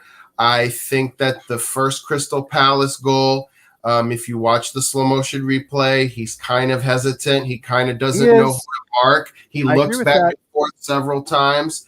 It wasn't his best moment. I agree. He kicked a West Brom player in the face, and we all thought it was wonderful until he does that, and it earns him a yellow card in the 5th minute. And then you've got a handicap until you can sub him out. Yeah, but so, you know what? What if it doesn't, though, Costa? I think what if he gets away with it? I hope and pray that he does, but I think he's a career West Brom player for a reason, which means he doesn't fit the starting lineup of a team that's in fourth and wants to finish fourth. He's doing very well. But Does he play for you on Saturday? Diamond in the rough. You know what? I think with referees, when it comes to people like Craig Dawson, they kind of accept them for what they are. Yes. Players say, "Fuck's sake, ref! He just came through the back of him with his forearm," and his ref's going to be like, "Yeah, it's Craig. It's what he does." Robbie Savage was. I'll give him a yellow, but that's all. It's Craig. He does that. Robbie Savage was never sent off in a match ever. He's, you know who he is? He's Darius Kasparidis. Do you remember this guy, Kostya, who used to play for the Islanders some years ago? And he was kind of a he was kind of a little guy. Islanders league. Well, okay, this was and if I know Bruins players and Sidney Crosby and Gretzky, and that's it. So well, I'm going back a long way, maybe 20 years, maybe more. Anyway, he was a guy. I'll tell you what, Brad Marchand is not a bad example. Okay, a little bit like Brad Marchand. All right, although Marchand's a better athlete. He gets under your skin, you know what I mean? But he doesn't spend a lot of time in the penalty box, you know what I mean? But he does those little things, those little niggling things. Dawson does it, and I think you're right, Tommy. They look at him, they're like, "Oh, it's Craig Dawson. It's fine. Just let it happen. It's fine." He kicks the absolute crap out of Che Adams, takes his head off. Nothing happens. It's fine. Nothing happens. I mean, how does that happen? It went to VAR. That's what I mean. It went to VAR, and the video referees looks at it and they went, "Big, respect it." They just went, "Look, it's Craig Dawson." That's what I'm saying. In a league where they look at the pixels on offside, in a league where it's just the way he's made up, like a birthing giraffe falling from its mother. He's just limbs and madness, and every tackle he goes into, it's just that. Does he play for you on Sunday, Kostya? Is he in your starting 11? He is on form. Yeah. Okay. Yeah. No, but it's not like he has a lot of competition. I think that the back five made Balbuena look a little better than he is because he had more partners with him, and he said Jop is not the same since he contracted COVID. And that's a sad thing on its. I thought this COVID thing. Now this is a whole different show. And can I just say I have to stand up for Dawson here a little. Come on, Tommy. Come on. He's a little bit more than just some fortunate shit centre back who happens to be sandwiched between Sofel and Ogbonna. Kostya, did you see his fucking Bobby Moore-esque tackle on Zaha? Fantastic. In the second half, it was absolute mustard. What a tackle that was! I mean, like, in fairness, I think he's been absolutely sensational for us. He really has. The question is, I think the question is starting though, haven't we? Like his first 3 games, we had clean sheets the entire time.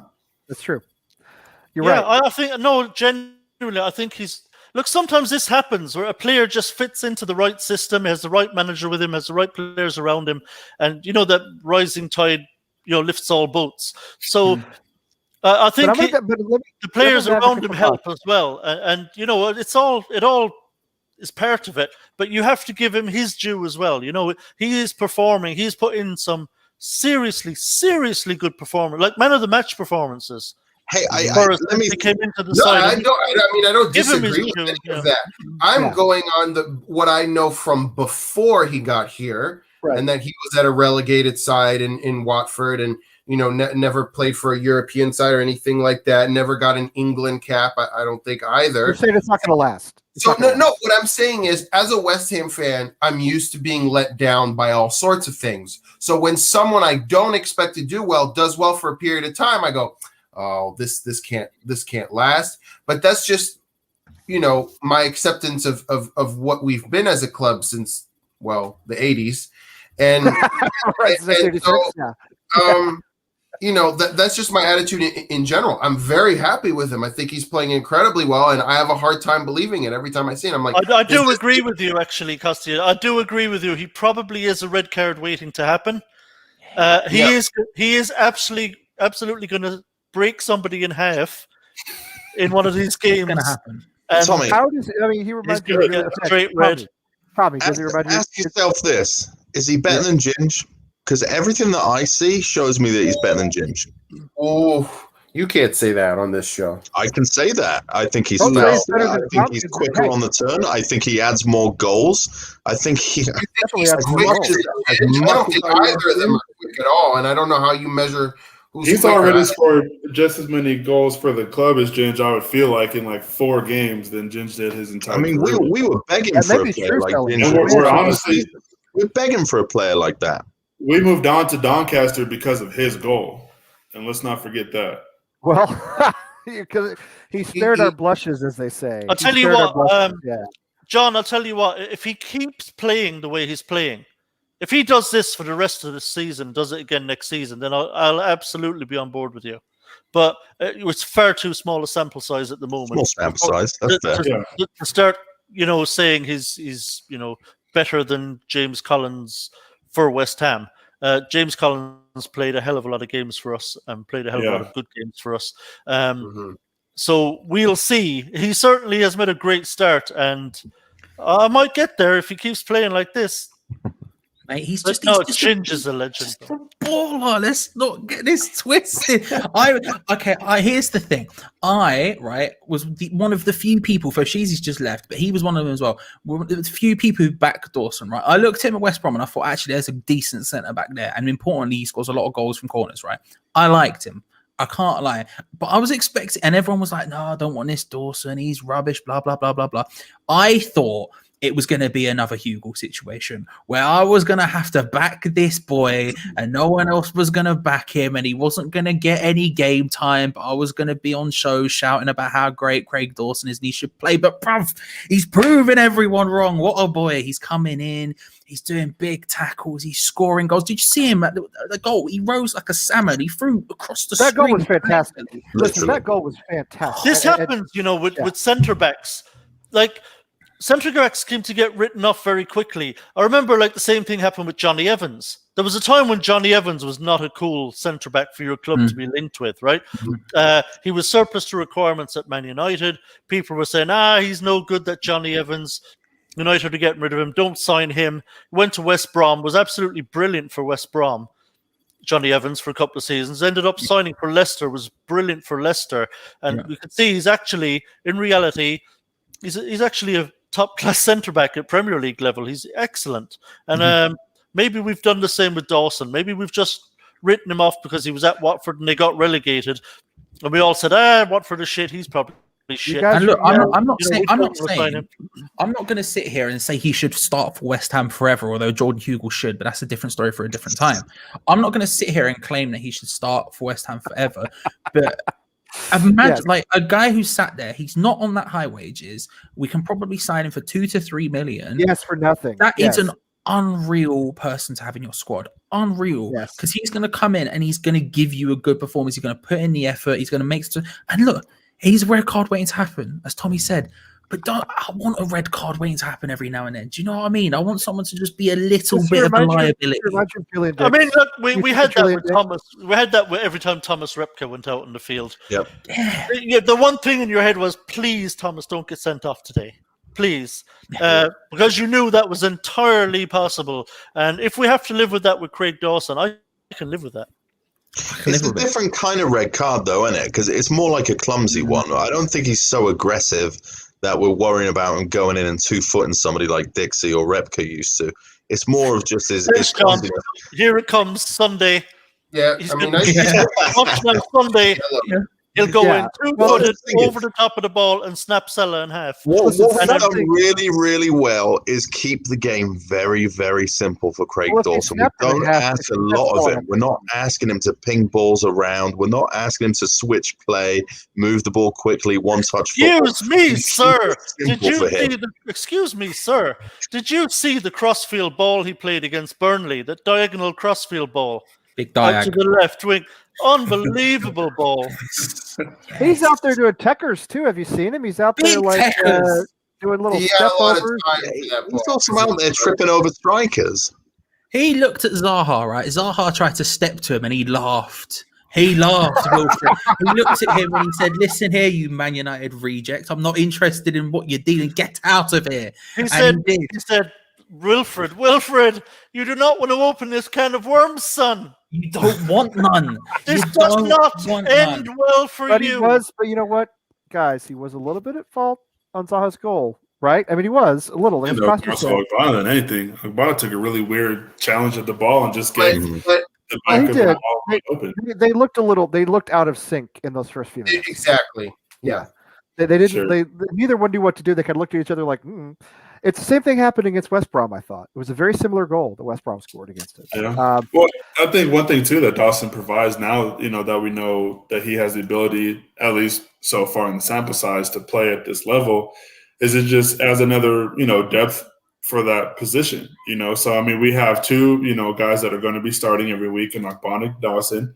And then we have two guys that can come in and and do the job if they need to for a game or two in Balbuena and Diop.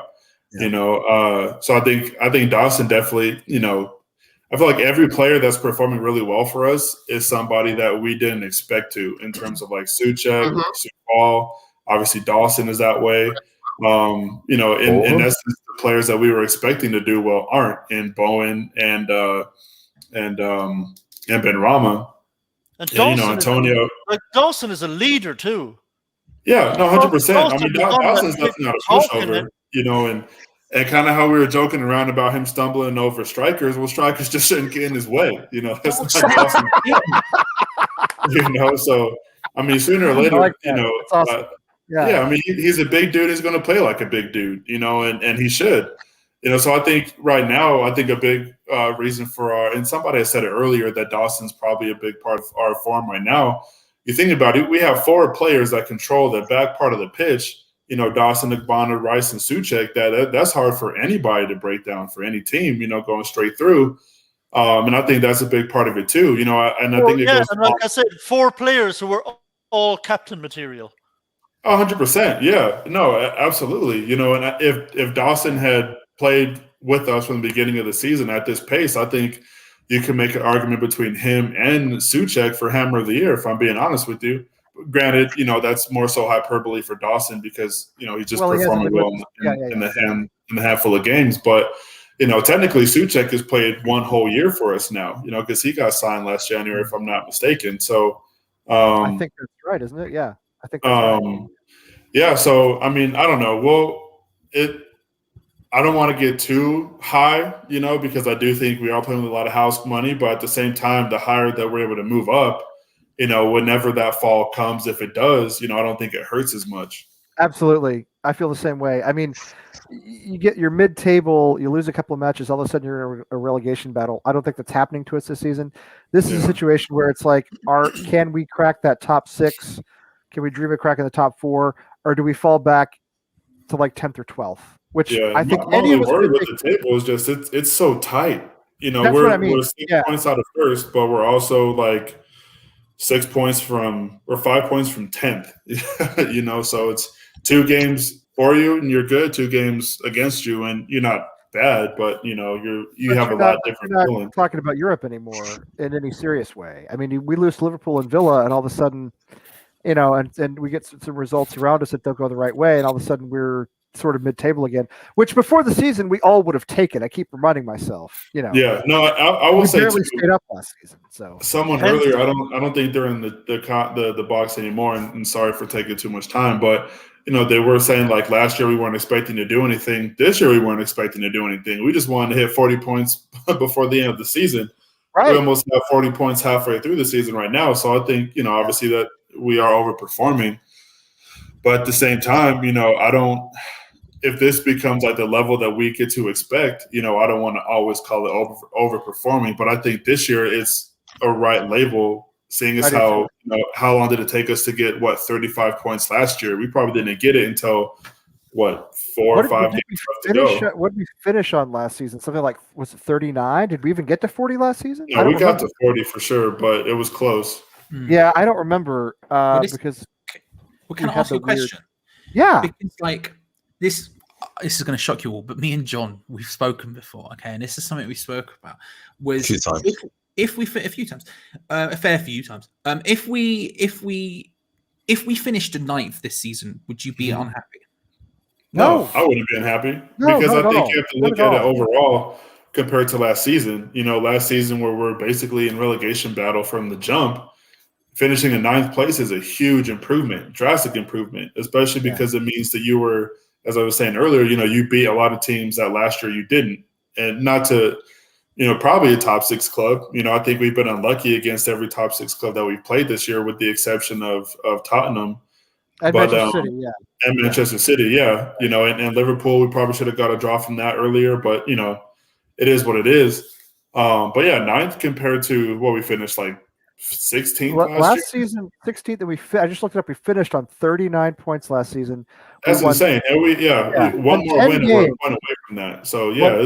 We won 10 games all last season, Sully, and we've won 10 games this season. We finished on 39 points last season. We're on 35 now. Yeah, we're one match past the midpoint of the season. So, I mean, I don't know how the rest of you guys feel. If we finish 9th, honestly, I would not be disappointed. All I want to do every time a Premier League season starts is stay up. With this board and with the situation we're in, that's how I feel. Now, can we do better? Yeah, I think we can. Obviously, look at my name. Look at my name on here. Well, that's the thing. If we finish 9th. I'm 9th all day long, as long as we go all out to win that cup. I agree. Yeah. We have. How far would we have to go into the cup for you to accept 9th? Winning it. Yeah, because if we get knocked out away at Man United, then fine, it's over. Then we concentrate on the league because that's all we've got, and then it's a different conversation about whether I'm happy with 9th. But as long as we're in if we win at Old Trafford, I mean, it is on. It is really on. Given how well we're playing and how difficult we are to beat and how much confidence there is flowing through the team, they feel they can win any game. So if we win this one at Old Trafford, that's when I'm like, okay, this is really on now. We could actually really go and win an FA Cup here. So I would be absolutely fine with concentrating more on that than the league, and even if it meant sacrificing points in the league for one game. So we concentrate all our efforts on say a quarter-final of the FA Cup. I'm all about that. Oh, I am too. I agree with you. Does Martin Noble start that game? Hell no. Hope not. Definitely not. He shouldn't. And kind of to what Tommy was saying is, I think, if you were to sacrifice a game, it probably would be the Fulham one since that's right beforehand because they're not – Fulham's not incredibly dangerous. You don't want to lose to them, but at the same time, you probably don't have to have all your best players out to beat them. Yeah. So you might be able to rest your, a Souček, maybe a center back, somebody, maybe you start Meepo instead of Antonio and, you do your attacking 3 how you want. But, that might be a game where we're like, okay, let's go for it. Even though, Noah Moyes, he'll probably put the same starting 11 out for both teams. But I think the only thing that I kind of remain hesitant about is qualifying in a Europe spot because we don't have the team depth to do that, to make a deep run into Europe. That's a really good issue. That's a really good point. Is what do we make Europa League? So we, the chips all fall our way. We make Champions League. What do we do? Sure. I think great problem to have. I know. It is a great problem to have. It is. I think you take it. I think you can't look a gift horse in the mouth when it comes to Europe. I think you have an opportunity to get European football. You take it with both hands. I don't. 100%. People who poo the Europa League, for example, I don't understand life of me. I think you look at it and you say, do you know what? A, that helps us massively in the market. B, it helps David Moyes with more ammunition to fight back against the stupid dum-dums who own our board. And then C, it's just European football, man. That raises your profile. I get it. I 100% get it. And I think it's difference between Declan Rice or not. I think and that's why I say that 9th is a disappointment unless we win the FA Cup. Because if you win the FA Cup, I believe you automatically get Europa, and then the 8th place team doesn't. So I'm thinking 7th or higher, or if you're going to finish 8th, 9th, or 10th, you got to win the cup because that's the only way Declan sticks around. I think Declan sticks around if we qualify for Europe. Although we know it's not that simple. I'm not saying I don't want us to finish there. I'm just saying I would be a little hesitant in our chances to do well in the competition next year because of squad depth. Now, maybe we finish, let's say we have a good, FA Cup run and we finish, in a European spot, we do become a little bit more attractive and maybe we do go out and sign 4 or 5 players that can actually step in and do the job or, start giving some youngsters a chance. But I guess that's just my one thing. If we finish, outstanding. If we finish in the Champions League spot, sign me up. I'm playing the Champions League theme. Yes. I'm buying the gear. I'm buying the West Ham Champions League shirt with the the logo and everything, and I'm playing the champions, all that stuff. Oh yeah, I'm all in, no doubt about that. Okay, Charlie, did you ever tell us what you think is going to happen on Sunday with Liverpool, or did we forget about that altogether because Fo mentioned Dawson and then took off? Listen, didn't even hear us talk about it. Dawson, a beautiful man. On Dawson, by the way, I don't think we should judge him just because he's come from West Brom. Let's look at Mikel Antonio, had never played for a Champions League side. There are many players on our team who have never played for a Champions League side and yet come in and done bits and gone on to do great bits. Do you know what I mean? Don't judge someone from their past. Do you know what I mean? I'm not. Don't judge me for the terrible school I went to. I'm not going back to that school. I'm here now. Doing bits. Do you know what I mean? That's the point I want to make on Dawson. But what I'd say about Liverpool, they wouldn't take you back anyway, so it doesn't matter. They would. Am I allowed back? Is another question. I think not within 300 feet. I think. Listen, anyway. I think that I'm actually kind of confident.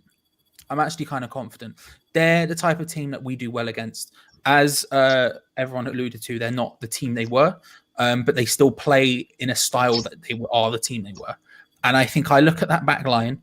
I think Matip probably will be back for that game. I think he'll probably be back. Matip will probably end up being back against Tottenham tomorrow because they have no centre-backs.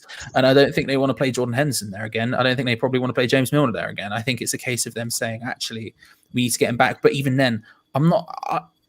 I like Joel Matip a lot. I think he's decent. He's got nothing on Antonio. I think if we rock up and we play the game we can, I think we have a chance. And I'm kind of confident about it. Don't get me wrong, I don't think we'll keep a clean sheet. I think we'll see a mad Dawson 2-footed challenge or some nonsense. I think it will happen. I think we will concede. But I think we've got it in the back. There's something about this game. There's something about it. When I was pressed, I was talking to someone else earlier. I think it might have been John Nolan. I don't know. When I gave a score prediction, I said 1-1, but I think 2-1's entirely plausible. I think if we get 1-1, I think that's a great point because, like you say, I think it's playing with house money. I think you're safe. It's a close point, but at the same time, I think I could easily see us winning this game. I really could. Can I make a bold prediction? Make a bold one. Over here. Do it. I think we're going to get our first penalty of the season. Whoa! Against a top 6 team? Come on now, Tom. You know what would be hilarious is if Dawson is the one who gets the penalty. Who wins the penalty for us? Yeah, who wins it for us? Yeah, and takes it and scores the winner. And takes it and scores. But that's the question. With his head, yeah. Who do you give that penalty to? Souček. Why not? Yeah, actually, not a bad shout. I think Bowen. I don't know. I don't think Souček's a bad idea, actually, at all. He's one of the few people I trust to actually put the ball into the net every time, to be fair. Yeah. I'd give it to Bowen, personally. But Bowen or Cresswell, I think. Oh, Cresswell. Probably stick it away, yeah. Cresswell takes the free kicks. I think he'd take a good penalty. Hear me out. Game changer. Lucas Fabianski. What? Yes. Say something. Just throw a curveball. I love when Alisha, picture it. You're Alisson, right? You're standing there. You're seeing all the players in front of you, right? Everyone's starting to huddle around the area for the thing. They part like the Red Sea as Lucas Fabianski strides through and picks up the ball. You don't know what's going to happen. Does Adrian still play for Liverpool? Yeah, he's a third choice keeper though. So there's no way. Okay, so there's no way we could get him on loan for one match, sub him in so he takes the penalty, and he backhander. Right, he drops the gloves it's against Everton. As we all call it, you know what I mean? Just a quick of all time. One of my favorite best time moments of all time is when he dropped the gloves against Everton and nailed that penalty in the FA Cup. Could you imagine if this was like some dream game and we absolutely smashed the shit out of them? Right. Like if we actually embarrassed them, like 5-0 or something. You know, Villa did it. You know, earlier this season. Not only just that, but you know what is nuts? We beat Burnley 1-0. They beat Liverpool and they beat Villa back to back. Like they put goals through Villa today, which was nuts. They won like 3-2, which is crazy. So I think, and this season too, you know, anything obviously is possible. I mean, Arsenal was like a game away from being in the relegation zone, I feel like. You know, and now they're placed or something, or just they're right behind. Well, they're not right behind us. You know, champions of London, let's go. But at the same time, I mean, Tommy, that's a good shout. You know, let me take you back to a beautiful time when. Paint the picture, please. When Payet was at his highest, there's been a lot of comparisons that season to this season. And the pirouettes that he was doing around Liverpool's defense. And I think we walked away 3-1 victors that day. I think Payet may have got one. Stuart Downing, if I recall, maybe got a goal or was involved somewhere. We got a lot of good road results that year, too. There's no reason we can't come away with something. You may have heard, me and Charlie had a few conversations earlier. Yeah, we have. In that conversation, I was 2-0 West Ham. And I'm 2-0 West Ham because I think we just have the fortitude. I think we have a mental toughness that Liverpool doesn't have right now. And if we can impose our will on them, like Tommy said, if we can bully them a little bit, and I think their replacement centre-backs want nothing the fuck to do with Mikel Antonio. And if he can make that very clear up front and we can bully them a little bit and just get in their heads, hang on 0-0 half-time, and as the second half progresses, maybe sneak a quick one in there, and all of a sudden, we're looking pretty good. I think we could win it. I think we could do them 2-0. I really do. I think we'll win it, and I think we'll put 3 past them. Oof. Kostya, have you done your prediction yet? Because I promised kind of like a while ago, and I'm gonna stick to it. I could see anything, to be honest with you, but I'm gonna just go with an easy cop out and say 2-2. Desmond. And I think that we may have the lead at one point.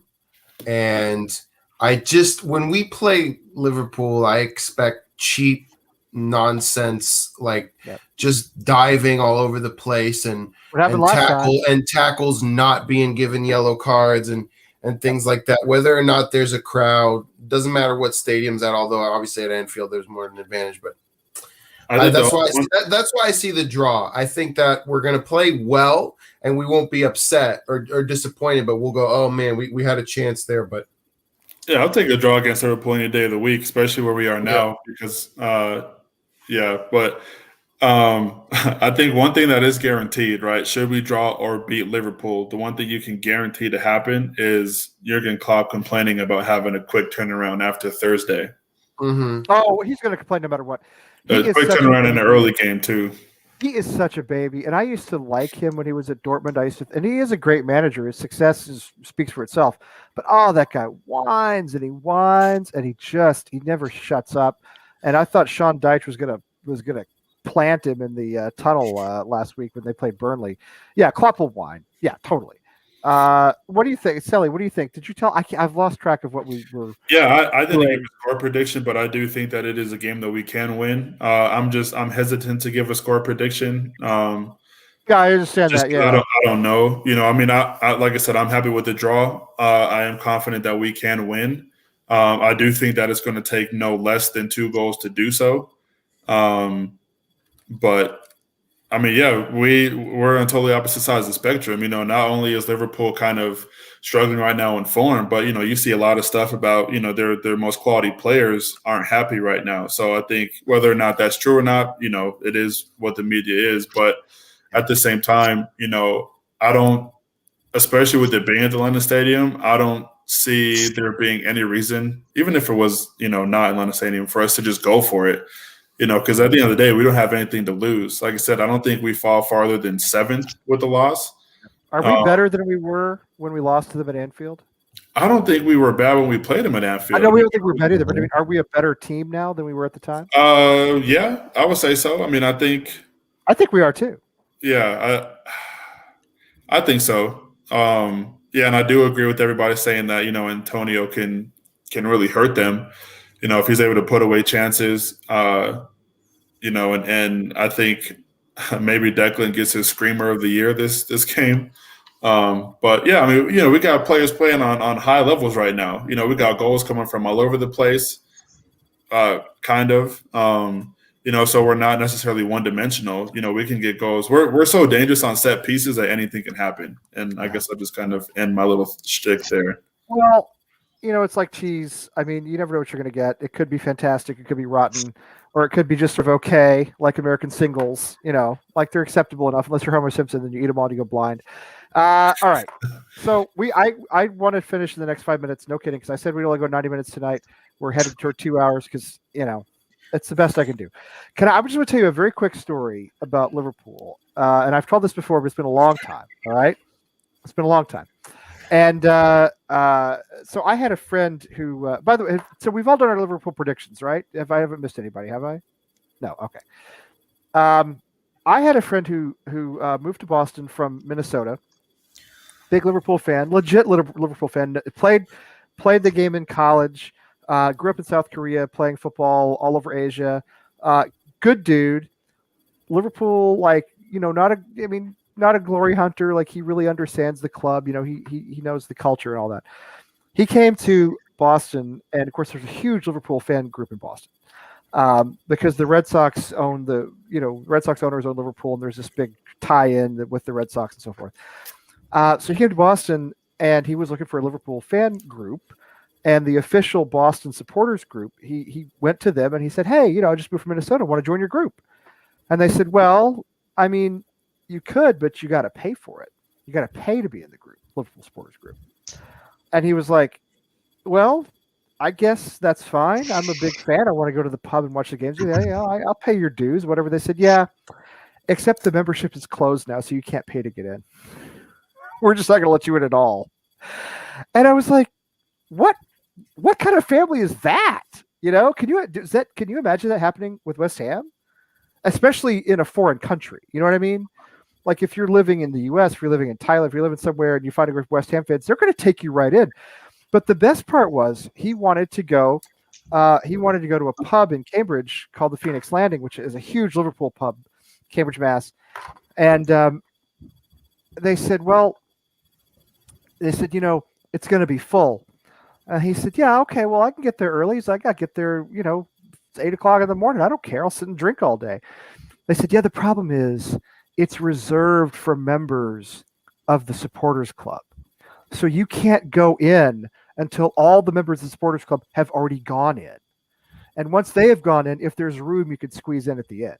And remember, you're not allowed to join the supporters club because one, you have to pay for it, and two, we're not accepting your money because it's full." And I was like, and this is a good guy, all right? This is a guy you want to hang around. You know what I mean? This is not like a weird dude. He's a good dude. And I thought, man, that is like the last group I would ever want to be part of. And I don't know if this sounds familiar to you, if you've heard this before or heard this with other clubs, but I thought that was just any place that has a little group that you have to pay for, it just sounds like a very Harvard-y thing to do. So it's so Boston. It's so Boston. You know what I mean? So you have to pay money to be a cool kid. Oh yeah, it's so like oh no, you got it. Yeah. He needs to start his own group that's free and it's actually fun to be involved in. I mean, and the same thing happened. We had a guy come over and run some youth camps for us, some youth football camps for us, and he was okay. Sorry, Lee, I'm just because this sounds like another hour is on the way. Oh, no. I have to go, so I'm going to say good night. I've got work in the morning. You go, Tommy. You go. Thank you for being thanks, on. Guys. Had a fun time. Take care, Tommy. Talk to you next time. Good. All right. Bye. All right. We'll talk to you soon. Tommy. It is go 11, so I do kind of want to step away. Wrap it up. Okay. I was only going to say that the guy I knew had the same problem, couldn't get to the pub. Right, English guy comes over from England, wants to watch Liverpool. He's a Liverpool guy. They won't let him in the pub. So anyway, I don't want to be part of that. All right, I want to be part of a family like the family we have here. I've met so many fantastic people through American Hammers TV, and I love all of you and everybody in the chat room. And anyway. A family, will stick with each other through thick and 4-hour-long shows, So That's I think we right. just keep it going, guys. Let's rally a little bit. Second wind, let's go. No, this is it. Come on, No. You stop. Get behind me, Satan. Get The behind two me, of you can do a show. How about that? Yeah, you guys, the two of us the can do a two of show. you can keep going for 2 more hours. Get There he is. Get behind me, Satan. You will not tempt me on this mountaintop. I am cutting it off. All the pictures too. Well, I think that's it was his profile picture. Is that from when he was dead? Really? It wasn't. You didn't even have to. Is that from when he was clinically dead? I don't know if he would have his WhatsApp picture be when he was clinically dead, but maybe he does. I don't know. I didn't ask him. It was just the only picture I had access to at that second. It doesn't look good in that picture, so I didn't know if, I think Adam looks good all of the time. Real quick, very quickly. Yes, please. On Hammer Shots, Charlie, you said that a margarita pizza is a cheese pizza. That's false. Margarita pizza has basil on it and often has sliced tomatoes on it, which is not a plain cheese pizza. Not the same thing. Just wanted to put that out there before we wrap things up. 100% correct, Kostya. Once again, he wasn't expecting that. It's out of nowhere. Yeah, I mean, and the thing is we'll have to talk about it on a different show next week because we're not going to do it now. No, we're not going to do it now. I did promise I would bring it up before the show was over. So no, you did the right thing. And listen, thank you for being here. We love having you on, and I know you don't come on very often because we go on so long. But thanks for being on tonight. It was great. And listen, John, Nolan, and Selly, and Charlie, and who else was here? Danny was here, but he didn't say anything. So many people. The King of Prussia was here for a second. Danny's here. We love Danny, but I think he had a problem with his connection, so he dropped Tim off. With his crackly iPhone 4 buds. Yes, Tim was here complaining about Fabianski and talking about how we should, bring James Tompkins back. And Wally was here. We're remembering them like they died. Chris was here. Chris. Yeah, Chris put a whole hour with us. Welcome to the in memoriam section of the Wednesday night.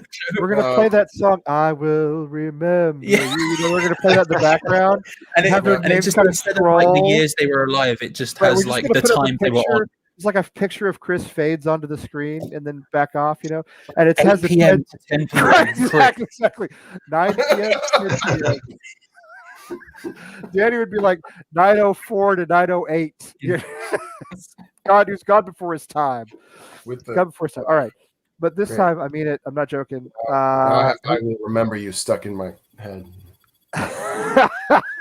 I'm sorry. Go listen to something else before you go to bed, okay? Because you don't want to go to bed on that song. That's nope. Oh, this is better. Play Danny Boy. There you go. Tommy would appreciate that, right? Being an Irish guy. Isn't that an Irish song, Danny Boy? I believe it's stereotypical Irish song. Yes. Well, I mean, okay. Sorry. Did I insult anybody? If I did, as someone who's very heavily Irish, Lee, I give you permission. You're fine. Oh, thank you. I am more Irish than people realize, okay? But we don't talk because the whole Boston Irish. Please, for the love of God, adjourn before we go into your Irish heritage. What's your opinion on a ham and pineapple pizza? What's your opinion? Or against? I like it. Ooh, pineapple works with basil, garlic on a white pizza, not with tomato sauce. That's my specific opinion on that. You're having a pizza without tomato sauce. Yeah, it's called a white pizza. Could we please not do this now? It's too late. Pizza. All right. You've never heard of a white pizza? It's a real thing over here. Look it up. They're delicious. Ricotta cheese instead. They're good. It's good. Give me a minute. I'm having a Charles, you are so sheltered. Anyway, this is it. This is it. To end up. All right, big one on Sunday. Okay, let's tired. Speak it into being. All right. Let's speak it into being. I think we're winning this game. I think our time has come. I think we win this for 2-1, and I'm not joking. All right. If we lose, it's my fault. Until then, Katie tomorrow night, John on Friday night, right? Yeah. Final on Friday night. Be there. And then 8:00 Eastern Friday night. Katie tomorrow night interviewing somebody, probably at 8:00. John 8:00 on Friday. Sunday at 1:30. Irish Tommy and Chris come back on to talk about our big victory over Liverpool that vaunts us into the Champions League places. Until then, come on, you Irons.